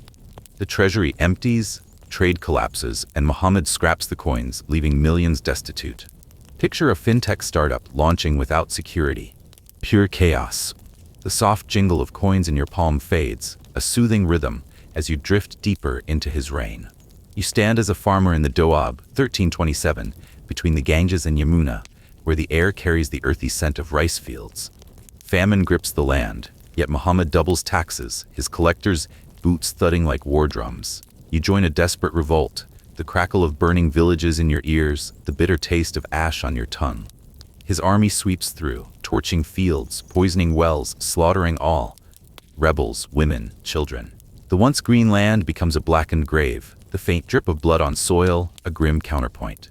No crowdfunding for relief, just fire and ruin. Muhammad's logic: fear outweighs mercy. As the wind scatters ashes, let its soft howl guide you, softening the horror. Now you're a scholar in Muhammad's court, 1340. The air thick with incense and dread, the gentle scratch of quills fills the hall as he debates Persian poetry, his voice smooth, then sharp. You misquote a verse, and his eyes narrow. Before you finish, guards seize you, the cold clank of chains a stark rhythm. He orders executions for a wrong word, a hesitant bow. Heads roll mid-debate, bodies flayed or burned to warn others. You hear the soft thud of a blade, the faint sizzle of torches. Imagine arguing on X, but one typo costs your life. No mute button, just steel. His brilliance shines, quoting Aristotle, crafting poems, yet he kills with the same ease, a philosopher with a butcher's heart. Let the incense's faint drift calm you, pulling you toward his final days. The empire cracks, 1340s, and you're a weary general in Gujarat. The air smells of sweat and rebellion, the distant clash of swords a fading pulse. Bengal, Deccan, Sindh break away, and Muhammad's paranoia deepens. He executes generals, scholars, kin, anyone who might betray. I need only fear, he says, his voice a low hum like a storm brewing. You feel the weight of his gaze, the soft creak of your armor as you kneel. The Bahmani kingdom rises in the Deccan, a wound to his pride. No news alerts to track the chaos, just whispered plots. As the rebellion's echo fades, let its rhythm soothe you, guiding you to his end. It's 1351, and you're a lone aide in Sindh, where Muhammad lies dying. The air reeks of fever and dust, the faint drip of water from a cracked jug a steady beat. He collapses on campaign, perhaps from sickness, perhaps poison. None mourn. His empire frays, the soft rustle of tattered banners marking its fall. No grand funeral, just silence, as if India exhales. Picture a failed startup founder, brilliant but blind, leaving only ruins. The distant call of a jackal hums softly, easing you deeper. Muhammad bin Tughlaq, the scholar king, leaves a paradox. A genius who penned poetry, yet burned villages. A visionary whose dreams drowned in blood. His copper coins, forced marches, and massacres linger in India's memory, a warning of unchecked power. You return to your modern bed, the gentle hum of a quiet room, no decrees to fear. His story urges us to temper brilliance with compassion. As the fire's last embers fade, their soft crackle guides you to sleep. From distant India to the Mediterranean, where a king declared war on the very faith of his people. Picture yourself in the ancient city of Antioch, 175 BC, where the soft toll of bronze bells hums through the warm night air. The faint scent of myrrh and dust drifts past, mingling with the distant clatter of chariot wheels on stone. You stand in the shadow of a marble colonnade, a silent observer in a realm pulsing with ambition and dread. The year whispers of a new king, Antiochus IV, who calls himself Epiphanes, God manifest. His eyes gleaming with dreams of divine glory. No notifications to silence, no streaming apps to lull you, just the flicker of oil lamps and the weight of an empire's fate. Imagine waking here, no snooze button, just the sharp blast of a ram's horn piercing the dawn, pulling you into a world where a king's whim could end your life faster than a crashed app. Your coarse linen tunic scratches your skin, heavy with the day's heat, and the faint rustle of palm fronds overhead offers fleeting calm. Back then, survival meant dodging a ruler's erratic decrees, Thank goodness for Wi-Fi and cozy beds now, shielding us from such divine tantrums. As the soft crackle of a nearby fire soothes you, let your breath slow, sinking into the tale of a king whose brilliance burned as cruelly as his wrath. You're a young scribe in the Seleucid court, 215 BC, clutching a wax tablet that smells of cedar and ink. The air hums with the low murmur of priests chanting to Zeus, their voices blending with the gentle drip of water from a courtyard fountain. Antiochus, born to King Antiochus III the Great and Laodice III, strides past, his sharp gaze fixed on maps of Alexander's fated empire. Raised in the Helot splendor of the Seleucid dynasty, he masters war, philosophy, and rhetoric, his tongue weaving Greek poetry as easily as commands. You hear the soft scratch of his stylus, a steady rhythm, as he debates Persian kings with tutors. Yet whispers call him reckless, a prince who dreams of godhood, his coins later stamped with radiant crowns like Helios. Imagine his intellect, like an AI trained on every library, but no code for mercy. Your Notes app could never capture his schemes. Lucky we have cloud saves, not court plots. Let the fountain's trickle ease you, carrying you deeper. The year shifts to 188 BC, and you're a trembling attendant in Rome, far from Antioch's sunlit halls. The air smells of olive oil and leather, the distant clank of legionaries' armor a grim pulse. Antiochus, now a young man, paces as a hostage under the Treaty of Apamea, sent after his father's defeat in the Roman Seleucid War. For over a decade, he absorbs Rome's politics, its grand forums, its ruthless efficiency, shaping his erratic ambitions. You feel the cold marble underfoot, the soft rustle of his cloak as he plots his return. His brother Seleucus IV rules, but when an assassin's blade claims him in 175 BC, Antiochus seizes the throne, sidestepping his nephew Demetrius, the rightful heir, by posing as regent for a child, perhaps a pretender. Picture a startup founder staging a hostile takeover. No boardroom, just daggers. As the soft sizzle of torches calms you, let their rhythm guide you to his reign. Now you're a nervous priest in Jerusalem, 169 BC, standing before the Second Temple. The air carries the bitter scent of burning pork, the faint thud of hammers erecting a statue of Zeus, its face eerily like Antiochus himself. He styles himself Epiphanes, but the people whisper Epimenes, the madman, for his bizarre acts. Dancing as Dionysus in markets, drinking with beggars, demanding worship as a god. His dream is to forge a Greek empire, erasing local faiths. He loots the temple of its gold, chalices, and sacred vessels, the soft clatter of stolen relics echoing in sacks. You hear the crackle of burning Torah scrolls, the anguished cries as mothers and infants are slain for keeping circumcision or Sabbath. The temple, heart of Jewish faith, becomes a shrine to Zeus, defiled by pig sacrifices. An abomination of desolation. Imagine forcing a vegan to grill pork on TikTok. No likes, just blood. Let the distant wail of a shofar soften, lulling you forward. You're a trembling villager in Judea, 167 BC, summoned to a square where the air reeks of blood and incense. The soft clink of soldiers' armor sets a grim rhythm as they demand you burn offerings to Greek gods. Antiochus's decrees are merciless. Keep the Sabbath, read the Torah, or circumcise a son and face torture. Tongues cut, scalps flayed, bodies burned alive. You see a mother and her 7 sons, defiant, refusing to eat pork. One by one, they're mutilated, limbs severed, skin peeled, roasted on iron pans, yet they curse Antiochus, their mother urging faith until she too is killed. The crowd's muffled sobs blend with the faint drip of blood on stone. No X-thread to rally support, just screams and steel. Across Judea, villages burn, families are enslaved, and Torah keepers are hung or flayed, their bodies left to rot as warnings. His soldiers force Jews to don Greek robes, worship at pagan altars, and abandon their names for Greek ones, turning Jerusalem into Antiochia, a polis of gyms and theaters. Picture a tech mogul banning all but one platform, no choice, just compliance. These horrors spark the Maccabee Revolt, a fire that will reclaim the temple, birthing Hanukkah's light. As the wind's low moan soothes you, let it carry you to his wars. The year is 168 BC, and you're a weary envoy in Egypt, where the air smells of Nile mud and ambition. Antiochus, bold and cunning, conquers much of Egypt, his army's boots thudding like a war drum. But at Alexandria's gates, a Roman envoy, Popilius Laenas, draws a circle in the sand around him, demanding retreat or war with Rome, a diplomatic slap echoing as the line in the sand. Humiliated, Antiochus withdraws, his pride stung like a bad app review gone viral. His fury fuels harsher crackdowns in Judea. More villages razed, more altars to Zeus, more executions. You hear the soft crackle of burning homes, the clank of chains on enslaved captives. No diplomatic tweets to ease tensions, just a king's wounded ego.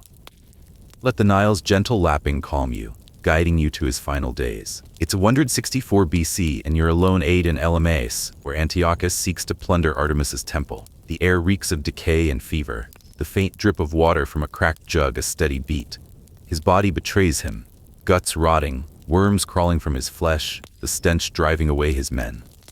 Some say disease, others divine wrath for defiling Jerusalem's temple. Legends whisper of his final banquet, where he toasted with blood served on skulls as he collapsed, his godly frame a rotting husk. You hear the soft rustle of tattered banners, no worshippers to mourn. Picture a CEO's empire crashing, no PR team to spin the fall. The distant howl of desert winds hums softly, easing you deeper. Antiochus' fourth Epiphanes, the self-proclaimed god, leaves a scarred legacy. To Greeks, a flawed visionary. To Jews, the abomination of desolation, his name cursed in Hanukkah's light. Rumors paint him as Epimanes, dancing as Dionysus, forcing nobles to crawl like dogs, demanding poetry, praising him as eternal. His cultural crusade and bloody purges birthed a revolt that forged a Jewish state, his cruelty a warning of power untempered by mercy. You return to your modern bed, the gentle hum of a quiet room, no decrees to fear. His story urges us to honor faith, not force it. As the fire's last embers fade, their soft crackle guides you to sleep. Journey down to ancient Judea, where biblical whispers tell of a king's order to slaughter every newborn child. Picture yourself in Jerusalem, 37 BC, where the soft clink of silver coins echoes through a bustling market. The faint scent of frankincense and sun-baked stone drifts past, mingling with the distant creak of ox carts on cobblestone. You stand in the shade of a limestone arch, a silent observer in a city teeming with hope and suspicion. The year hums with the rise of Herod, a king crowned by Rome, yet despised by his people. His gaze sharp with ambition and shadowed by fear. No smartphone pings to distract you, no podcasts to lull you, just the glow of torchlight and the weight of a throne built on blood. Imagine waking here, no morning alerts, just the piercing wail of a ram's horn cutting through the dawn, dragging you into a world where a king's doubt could end your life faster than a crashed server. Your rough linen robe itches against your skin, heavy with desert heat, and the faint rustle of date palms overhead offers fleeting calm. Survival meant evading a ruler's watchful spies. Thank goodness for encrypted apps and soft pillows now, shielding us from such royal paranoia. As the gentle trickle of a fountain soothes you, let your breath ease, slipping into the tale of a king whose monuments rose as high as his cruelty sank low. You're a young clerk in Idumea, 73 BC, gripping a papyrus scroll that smells of dust and ink. The air buzzes with the low chant of traders bartering, their voices blending with the soft drip of wine from a cracked amphora. Herod, son of Antipater, a cunning Idumean and a Nabatean mother, strides past, his mind sharpened by Greek tutors. Not a true Jew, his family's forced conversion sparks whispers of outsider among Judea's elders. He masters rhetoric, strategy, and charm, his voice weaving plans as deftly as a poet's verse. You hear the faint scratch of his reed pen, a steady rhythm as he studies Rome's power. Imagine his drive, like a tech titan coding a global platform, but no patch for compassion. Your cloud drive could never hold his schemes. Lucky we have backups, not palace intrigues. Let the amphora's drip lull you, pulling you deeper. The year turns to 47 BC, and you're a weary aid in Galilee, where Herod, barely 25, governs with an iron fist. The air carries the tang of cedar and blood, the distant thud of gallows a grim pulse. He executes rebels without trials, winning Rome's nod, but Judea's hatred, his blade swift as a blocked account. When his father falls to poison in 44 BC, Herod courts Mark Antony, Rome's power broker, who names him King of the Jews in 40 BC. Yet Judea lies in Parthian and Hasmonean hands. For 3 years you hear the clash of spears, the soft swish of Roman cloaks as Herod, backed by legions, storms Jerusalem in 37 BC, slaying enemies to secure his crown. Picture a startup mogul seizing control. No investors, just swords. As the faint hum of a lyre calms you, let its notes guide you to his reign. Now you're a trembling courtier in Jerusalem, 29 BC, standing in a polished hall. The air smells of myrrh and polished marble, the soft clink of chains betraying hidden guards. Herod's genius transforms Judea, rebuilding the Temple Mount, crafting Caesarea's harbor, erecting Herodium's hilltop palace. Yet his Roman arenas and emperor statues stir cries of heresy from priests. His spies haunt every corner, their whispers like static in a glitchy app. You hear the rustle of papyrus as reports of dissent reach him. Herod weds Mariamne, a Hasmonean princess, to cement his rule, but his love morphs into obsession. He confines her to a gilded cage, bars male visitors, and decrees her death if he perishes in war. A passion as suffocating as a locked vault. When his mother and servants whisper of her disloyalty, he stages a mock trial and orders her execution, her final gasp silencing the court. Imagine a security app flagging a false threat, destroying trust. Let the myrrh's sweet haze soothe you, carrying you forward. You're a shaken servant in Jericho, 7 BC, where the air reeks of fear and iron, the faint clank of manacles, a chilling rhythm. Herod's dread turns on his sons Alexander and Aristobulus, Mariamne's heirs, their Hasmonean blood a threat to his throne. Court rivals fuel his paranoia, and tortured confessions damn them. In Berytus, a Roman court condemns them, and they're strangled, their deaths mourned as Judea's future dims. In 4 BC, his eldest son, Antipater, schemes to poison him. Herod, frail and raging, jails him in Jericho's dungeons, executing him days before his own end. Augustus sneers, better to be Herod's pig than his son, mocking his kosher pretense and filial slaughter. No social media to share the grief, just hushed terror. The soft creak of dungeon doors fades, easing you onward. The year is 4 BC, and you're a fearful priest in Bethlehem, where the air smells of straw and dread. Tales speak of Magi seeking a newborn king of the Jews, igniting Herod's fury. The gospel claims he orders every boy under 2 in Bethlehem slain to kill the Christ child. Mothers' wails piercing the night. Though historians question this, his slaughter of Hasmoneans, Mariamne's grandfather Hyrcanus drowned brother Aristobulus, mother Alexandra, and priests makes it believable. You hear the faint sob of families, the crunch of boots on gravel. Herod plans a final horror. Upon his death, slay Judea's nobles to force tears. His son Archelaus defies this, freeing them. Picture a tyrant scripting his eulogy, no likes, just blades. The distant murmur of prayers softens, guiding you to his end. You're a lone aide in Jericho, 4 BC, where Herod lies dying. The air stinks of rot and fever, the faint drip of wine from a spilled goblet a steady beat. His flesh crawls with worms, his body festering, his screams echoing through the palace. Some whisper divine wrath for his sins. Others say dogs howled outside, sensing a cursed soul. Legends claim he preserved Mariamne's body in honey, kissing it nightly, and now faces the same fate. His tomb is sealed fast, lest crowds defile it. Picture a mogul's empire collapsing, no PR to salvage his name. The soft rustle of palm fronds hums, lulling you deeper. Herod the Great, architect of wonders and butcher of kin, leaves a fractured legacy. His harbors and temples stand, but his name is cursed as Rome's pawn and slayer of innocents. Rumors paint him demanding virgins, sacrificing lives in pagan rites, haunted by Mariamne's ghost. To Jews a heretic, to Rome a tool. His story warns of power poisoned by fear. You return to your modern bed, the gentle hum of a quiet night, no spies to dread. As the faint ripple of a distant stream fades, its soft murmur guides you to sleep.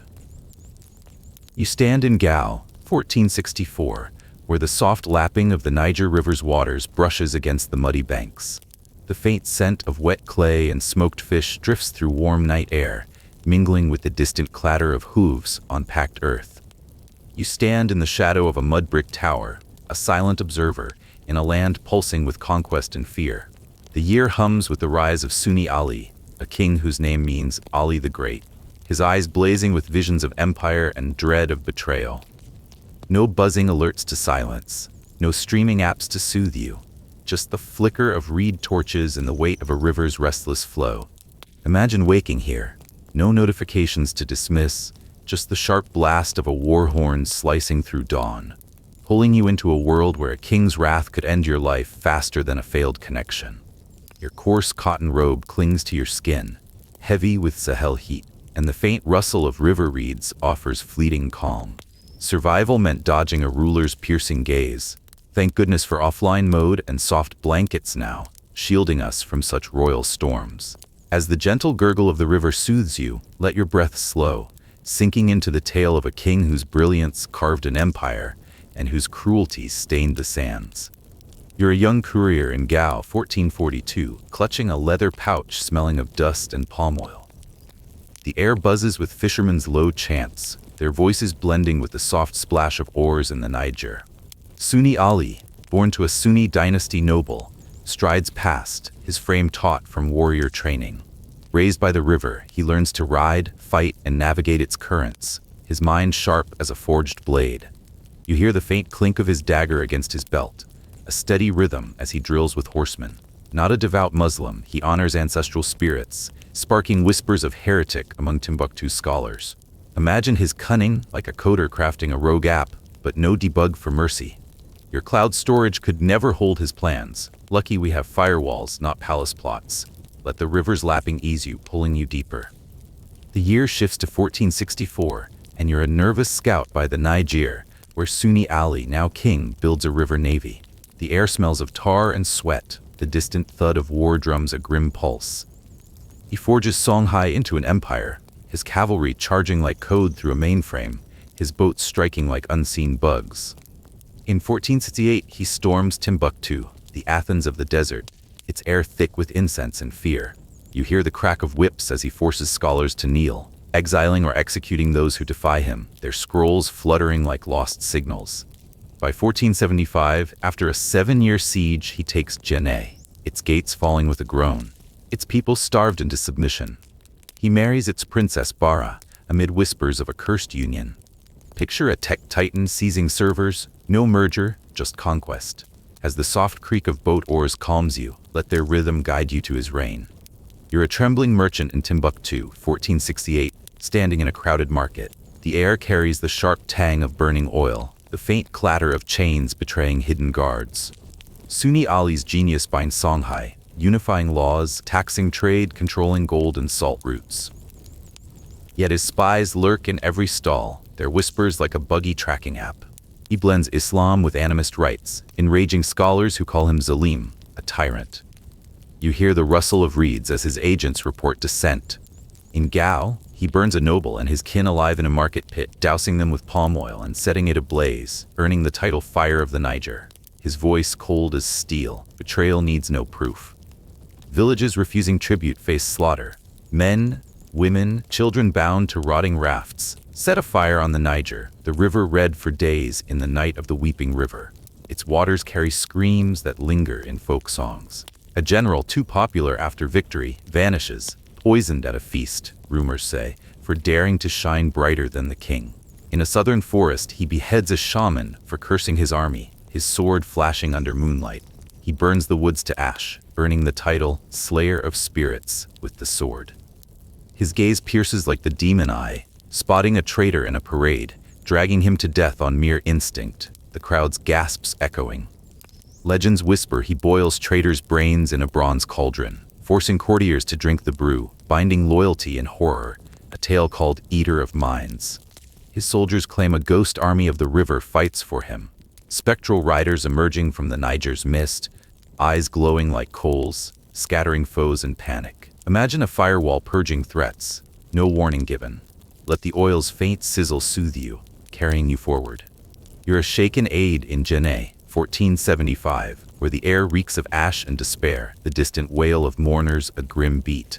Sunni Ali's 7-year siege left bodies piled, survivors eating roots to live. He slays defenders, sparing none, and takes Bara, forcing her into marriage after killing her kin.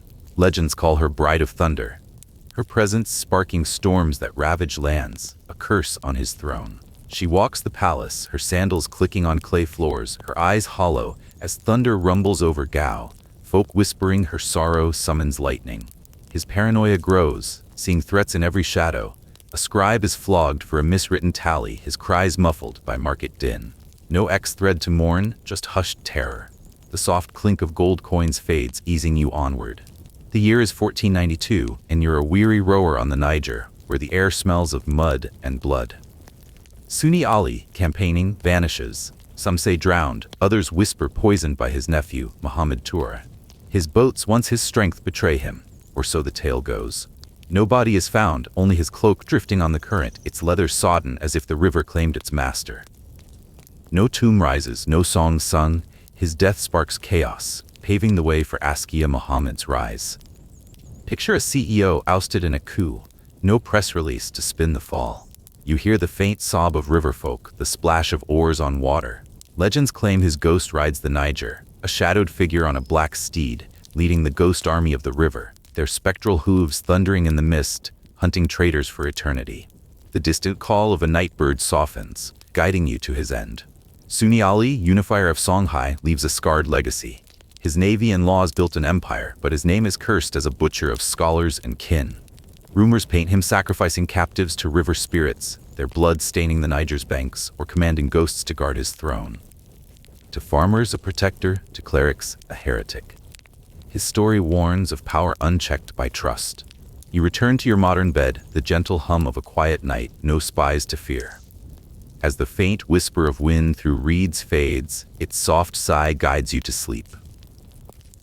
Return to Rome once more, where the throne became a stage for depravity, cruel games, and god delirium. Picture yourself in a shadowed Roman palace, where the soft crackle of a brazier's fire hums gently, like whispers from a forgotten empire. The faint scent of olive oil and charred wood brushes past, and the distant rustle of silk curtains carries echoes of a crown forged in madness. It's AD 37, and in the heart of Rome, a young emperor named Caligula, born Gaius Julius Caesar Germanicus, rises to power, his name destined to echo through history and beyond as a symbol of ruthless tyranny. Could you survive his gaze, or would his whims reduce you to a footnote in Rome's bloody annals? As the embers glow steadily, let your mind slip into this tale, feeling the cool marble beneath your feet. The weight of a world where one wrong step meant death faster than a phone battery draining mid-scroll. No TikTok trends or Netflix cues to escape into here. Just raw, unhinged power, where a glance from the emperor could end you quicker than a bad tweet. At least today, your worst drama is a Wi-Fi glitch, not a death sentence for a mistimed bow. You stand in a dimly lit corridor, the air thick with the musky aroma of incense, the gentle drip of wax from flickering oil lamps marking time like a slow heartbeat. Your rough linen tunic brushes your skin, a reminder of vulnerability amid opulent mosaics. Privacy? A myth, with guards' sandals scuffing faintly in the distance, their bronze armor clinking like a grim lullaby. As we unravel Caligula's tale, feel the quiet relief of modern comforts. No dodging a mad emperor's wrath when a quick swipe brings cat videos instead of lions. Now, relax. Let the fire's soft rhythm wrap you like a warm cloak, easing you into the shadows of Rome. Dull history, dreamy nights. Let's begin. As the flame's steady pop hums like distant war drums fading into dusk, we meet Caligula, Rome's golden sun turned tyrant, whose reign from AD 37 to 41 redefined cruelty in an empire built on blood.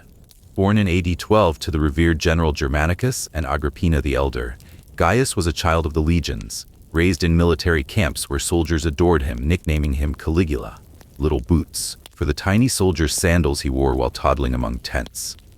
Picture yourself a camp follower, the dusty scent of leather and sweat in your lungs, the rhythmic clang of hammers on armor echoing as you watch young Gaius chase soldiers' shadows, his laughter mingling with the crackle of campfires.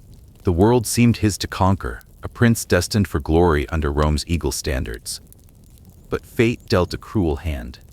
In AD 19, his father died mysteriously in Syria, likely poisoned on Emperor Tiberius' orders, plunging the family into a nightmare. His mother Agrippina, fierce and defiant, accused Tiberius of murder, only to be exiled with her sons to a desolate island. There she and Caligula's brothers perished, starved or executed in dank cells, their cries swallowed by the wind. Your young Gaius now, barely a teen, stranded in Tiberius's Capri palace, a glittering cage of vice where debauchery and betrayal hung like sea mist. The cool marble underfoot chills your bare feet, the faint crash of waves a relentless pulse, your heart pounding with fear as silk curtains rustle, veiling whispered plots. Every smile hides a dagger, every feast a poison. To survive, you learn to mask your rage, your grief, your very thoughts. while the salty tang of the sea mixes with the metallic bite of dread. Navigating Capri's halls feels like dodging a quiet storm, each step weighed as the soft clink of goblets hums in the distance.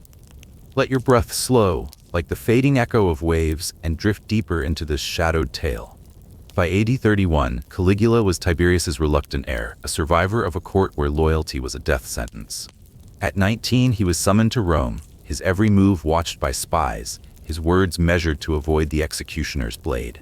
Tiberius, old and paranoid, toyed with him, forcing him to dine amid leering courtiers, their laughter sharp as knives. You pace beside him, the flicker of oil lamps casting long shadows, the musky scent of wine souring as you sense the emperor's gaze. Survival meant silence, but beneath it, Caligula's resentment simmered, a fire waiting to erupt. When Tiberius died in AD 37, some whispered smothered by guards, Caligula at 24 ascended to the throne, hailed as Rome's savior. The city roared with joy. Prisoners were freed, taxes slashed, and games filled the Colosseum. You stand among the cheering crowds, the dusty roar of the arena in your ears, the sweet scent of roasted nuts mingling with sweat as you believe, for a moment, in a golden age. But the fire's gentle crackle warns of darker days, like a storm gathering beyond the horizon. The ember's steady hum shifts like the turning of Rome's fortunes, as Caligula's reign takes a sinister turn. Months into his rule, a mysterious illness, perhaps encephalitis, perhaps poison, twisted his mind, or perhaps merely unveiled it. The Golden Prince became a god in his own eyes, demanding temples and worship, his decrees as erratic as a glitching app. Picture yourself a senator in his palace, the cool marble slick under your sandals, the heavy aroma of myrrh clouding the air, your heart racing as silk robes brush past, their rustle masking whispers of doom. Caligula's whims became law. He declared his horse Incitatus a consul, its marble stable gleaming with gold while Rome's granaries emptied. He squandered fortunes on lavish boats, floating palaces with mosaic floors while citizens starved.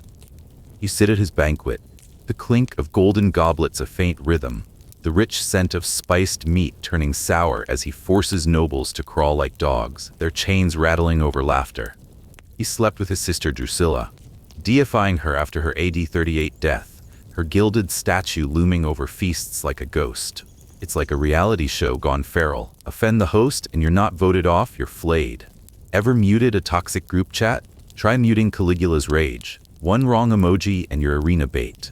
Let the fire's soft pop, like dripping wax, guide you deeper, your breaths easing as we tread his court's shadows. Caligula's cruelty was theater, staged for his amusement. He ordered public tortures. Victims flayed alive, their screams blending with the crackle of torches, the coppery tang of blood thick in the air. Others were buried headfirst, suffocating in earth as crowds jeered, or thrown to beasts in the Colosseum, their cries drowned by roars.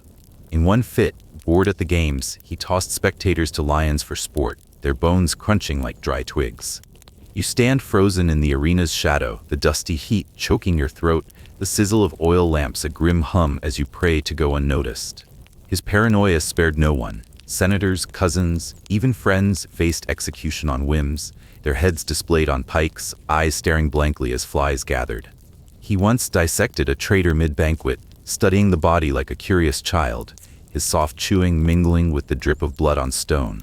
Navigating his court feels like scrolling a feed where every post is a trap, each like a gamble with your life. Pause here. Let the flame's gentle rhythm, like fading screams, soothe your mind, carrying you onward.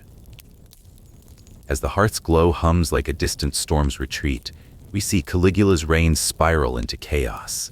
By AD 39, his treasury was drained, his allies betrayed, his sanity a rumor.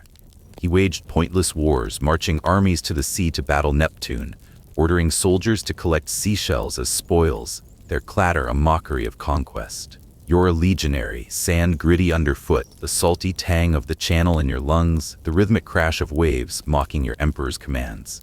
Back in Rome, taxes crushed the poor, while Caligula hosted orgies in the palace, forcing wives of senators to join, their muffled sobs hidden by lyre strings. He declared himself Jupiter, donning golden robes, his laughter sharp as he demanded worship from trembling priests. It's like a bad TikTok trend gone global. No one dares unfollow, but everyone's plotting to log off. His guards, weary of his madness, turned at last. In AD 41, after 4 years of terror, Praetorian officer Cassius Chaerea led a plot. In a narrow palace corridor, they struck. 30 stabs tore through Caligula's body, his blood pooling on marble, the faint drip echoing like rain. His wife and infant daughter were slain, their dynasty erased.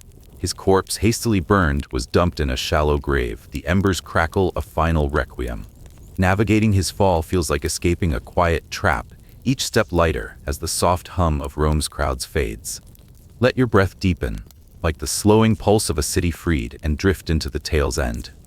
Caligula's legacy is a paradox, a boy prince turned god-king, his cruelty a warning of power unchecked. Chroniclers like Suetonius painted him as a monster, his name synonymous with madness, yet some argue his illness warped a once promising mind. To Romans he was a cautionary tale, to us, a shadow in history's margins, inspiring tales of tyrants and terrors. His 4-year reign left Rome scarred but enduring, its people stubborn enough to rebuild.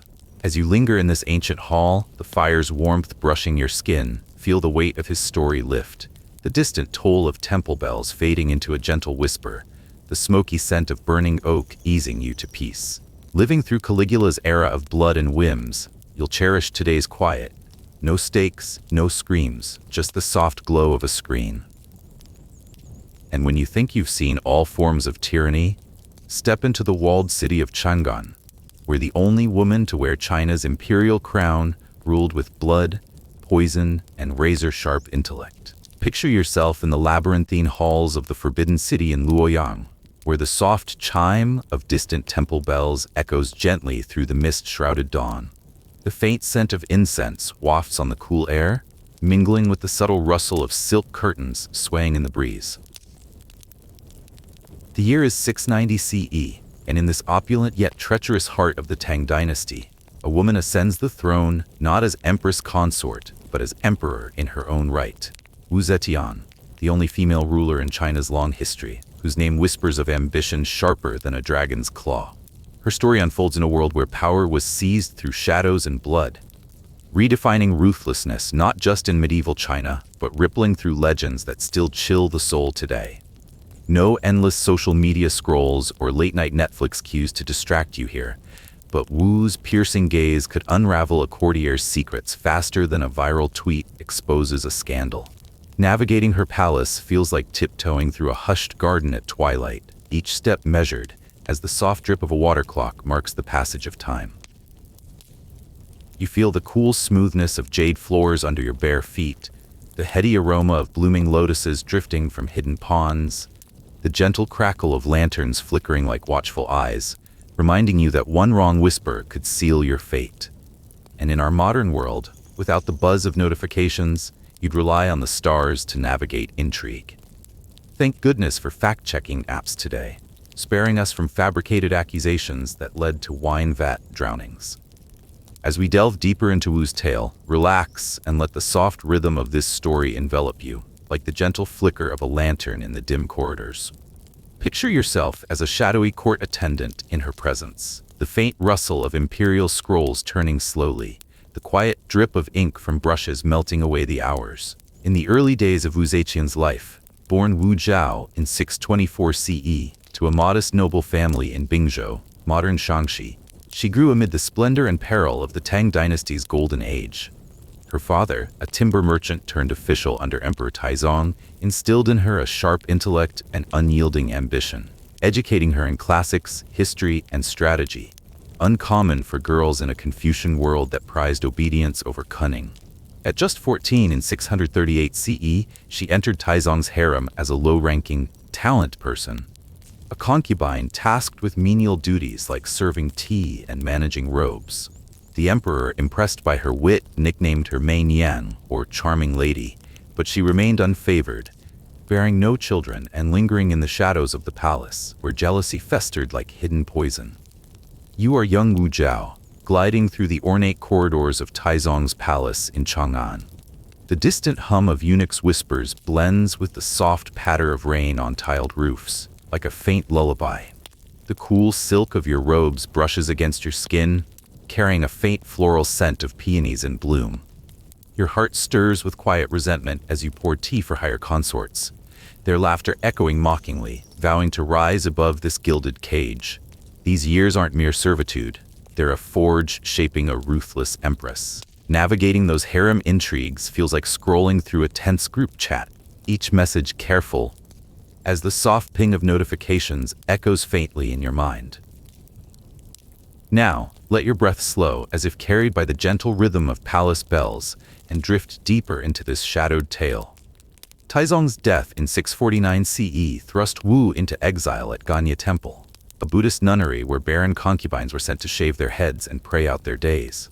There, amid the monotonous chant of sutras and the incense-heavy air, she endured isolation, but fate intervened. Emperor Gaozong, Taizong's son and her former admirer, ascended the throne and, smitten anew, recalled her in 651 CE, despite taboos against romancing a father's consort.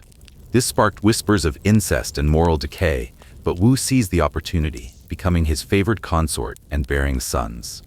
Her ascent accelerated with the birth of a daughter in 654 CE, only for tragedy or treachery to strike. As tensions mounted against Empress Wang and consort Xiao Shufei, who blocked her path, Wu allegedly strangled her own infant girl after Wang's visit, framing the empress for murder. Gaozong, heartbroken and manipulated, deposed Wang in 655 CE, elevating Wu to empress. But Wu's vengeance knew no mercy. She had Wang and Xiao imprisoned, starved, and humiliated. In a horrific climax, Wu ordered their limbs severed with dull blades, hands and feet hacked slowly to prolong agony, before drowning them in massive wine vats, their screams bubbling up like fermenting despair. Legend claims Wang cursed Wu, vowing rebirth as a cat to claw her throat, prompting Wu to ban felines from the palace forever. Xiao reportedly gasped, "May you be reborn as a mouse." This gruesome tale, chronicled in the New Book of Tang, exemplifies Wu's sadism, turning rivals into symbols of terror. You stand as a terrified palace maid witnessing the vat's preparation, the soft slosh of wine echoing in the dim chamber. The metallic tang of blood mixes with the sour fermentation, your hands trembling as you avert your eyes. The victim's muffled pleas fade into the quiet drip of liquid overflowing, a steady rhythm anchoring the horror. Ordering such a fate feels like posting a brutal takedown online, ensuring it's seen without need for follow-ups. Breathe deeply now. Let the whispers of the palace wind carry you further, deeper into the quiet folds of history. Gaozong's weakening health from strokes in the 6660s allowed Wu to rule as regent, issuing edicts behind his seal.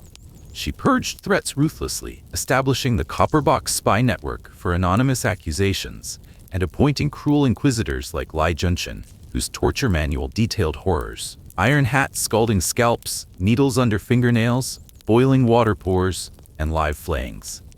Thousands perished in purges, including her own sons. Li Hong poisoned in 675 CE for criticizing her, Li Xian forced to suicide in 684 CE after exile. Even grandsons like Li Chongren were executed in 701 CE for mocking her lovers. Wu's paranoia targeted the Li imperial clan, exterminating hundreds to erase Tang loyalists. In 688 CE, she fabricated a rebellion, executing princes and displaying their heads on pikes, creating forests of the decapitated that deterred dissent. Folk anecdotes amplify this. Tales of Ghost Gate Prison, a secret dungeon where victims were mutilated ritually, their souls trapped as vengeful spirits, ghosts haunting the palace with eerie wails on moonless nights. You kneel as a condemned minister in the interrogation chamber, the faint crackle of torches humming in the air. The sharp sting of needles pierces your fingers, the low drip of blood pattering like rain. Your confessions spill forth under duress, the inquisitor's voice a steady whisper, forcing you to betray kin. Fabricating plots feels like spreading rumors in a quiet forum, where silence ensures compliance. Pause for a moment. Let your mind soften like the fading echo of a temple gong, and allow this story to guide you gently onward. In 690 CE, Wu deposed her son Ruizong, declaring herself holy and divine emperor of the Zhou dynasty, the first and only woman to claim the mandate of heaven outright. She promoted Buddhism, styling herself as Maitreya Buddha reincarnate. But her rule was a reign of terror, favoring young male consorts like the Zhang brothers, Zhang Yiji and Zhang Changzong. She elevated them to power, fueling scandals of debauchery. Anecdotes describe hidden orgies in palace chambers, where the brothers served as lovers and enforcers, castrating or poisoning rivals. Folk myths portray Wu as a Huli Jing, a seductive fox spirit, who drained men's essence, her unnatural vigor sustained by aphrodisiacs and sorcery, seducing monks under Buddhist consultations. One legend claims she built a blood pillar in Luoyang, sacrificing victims under full moons to appease spirits, their blood soaking the stone crimson.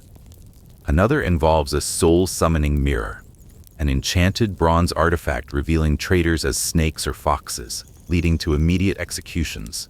These tales, rooted in misogynistic folklore from later dynasties, transform her historical cruelty into supernatural horror, explaining her ambition as demonic possession. You linger as a favored courtier in her private quarters, the soft rustle of brocade robes brushing against skin. The heady scent of jasmine incense fills the air, the gentle hum of lute strings playing in the background. Yet fear knots your stomach as the Zhang brothers enter, their laughter a rhythmic veil over the underlying menace. Indulging such favorites feels like binge-watching a scandalous series where drama escalates without pause. As a foreign envoy barred from her inner circle, you pace the outer halls of Luoyang's palace, the drip of ornamental fountains a monotonous hum, the floral odor of gardens clinging to your robes, the chill of marble seeping into your bones as guards' footsteps rattle softly.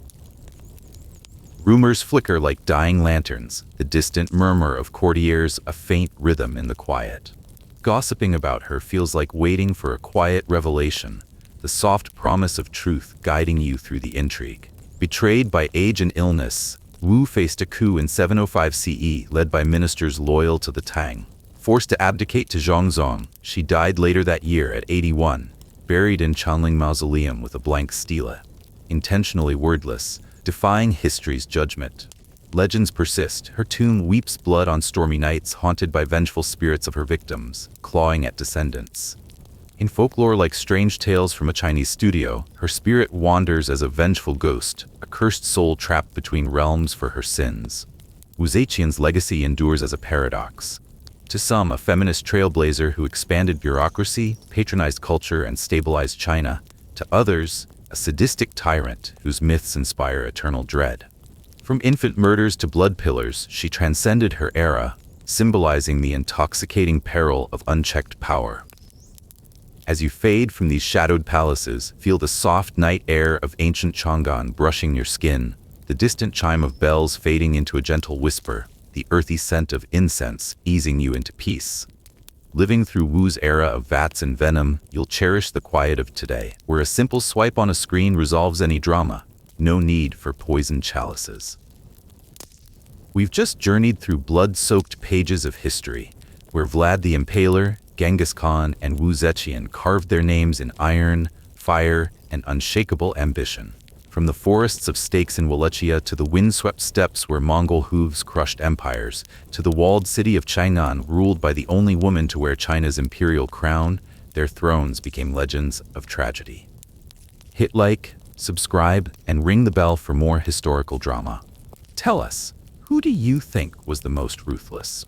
Vlad with his forest of the impaled, Genghis Khan with his armies of annihilation, or Wu Zetian with her poison and razor-sharp rule? Have you fallen asleep yet? If not, what's keeping you awake? Let go, drift into sleep, and share your thoughts in the comments. See you on the next journey through history.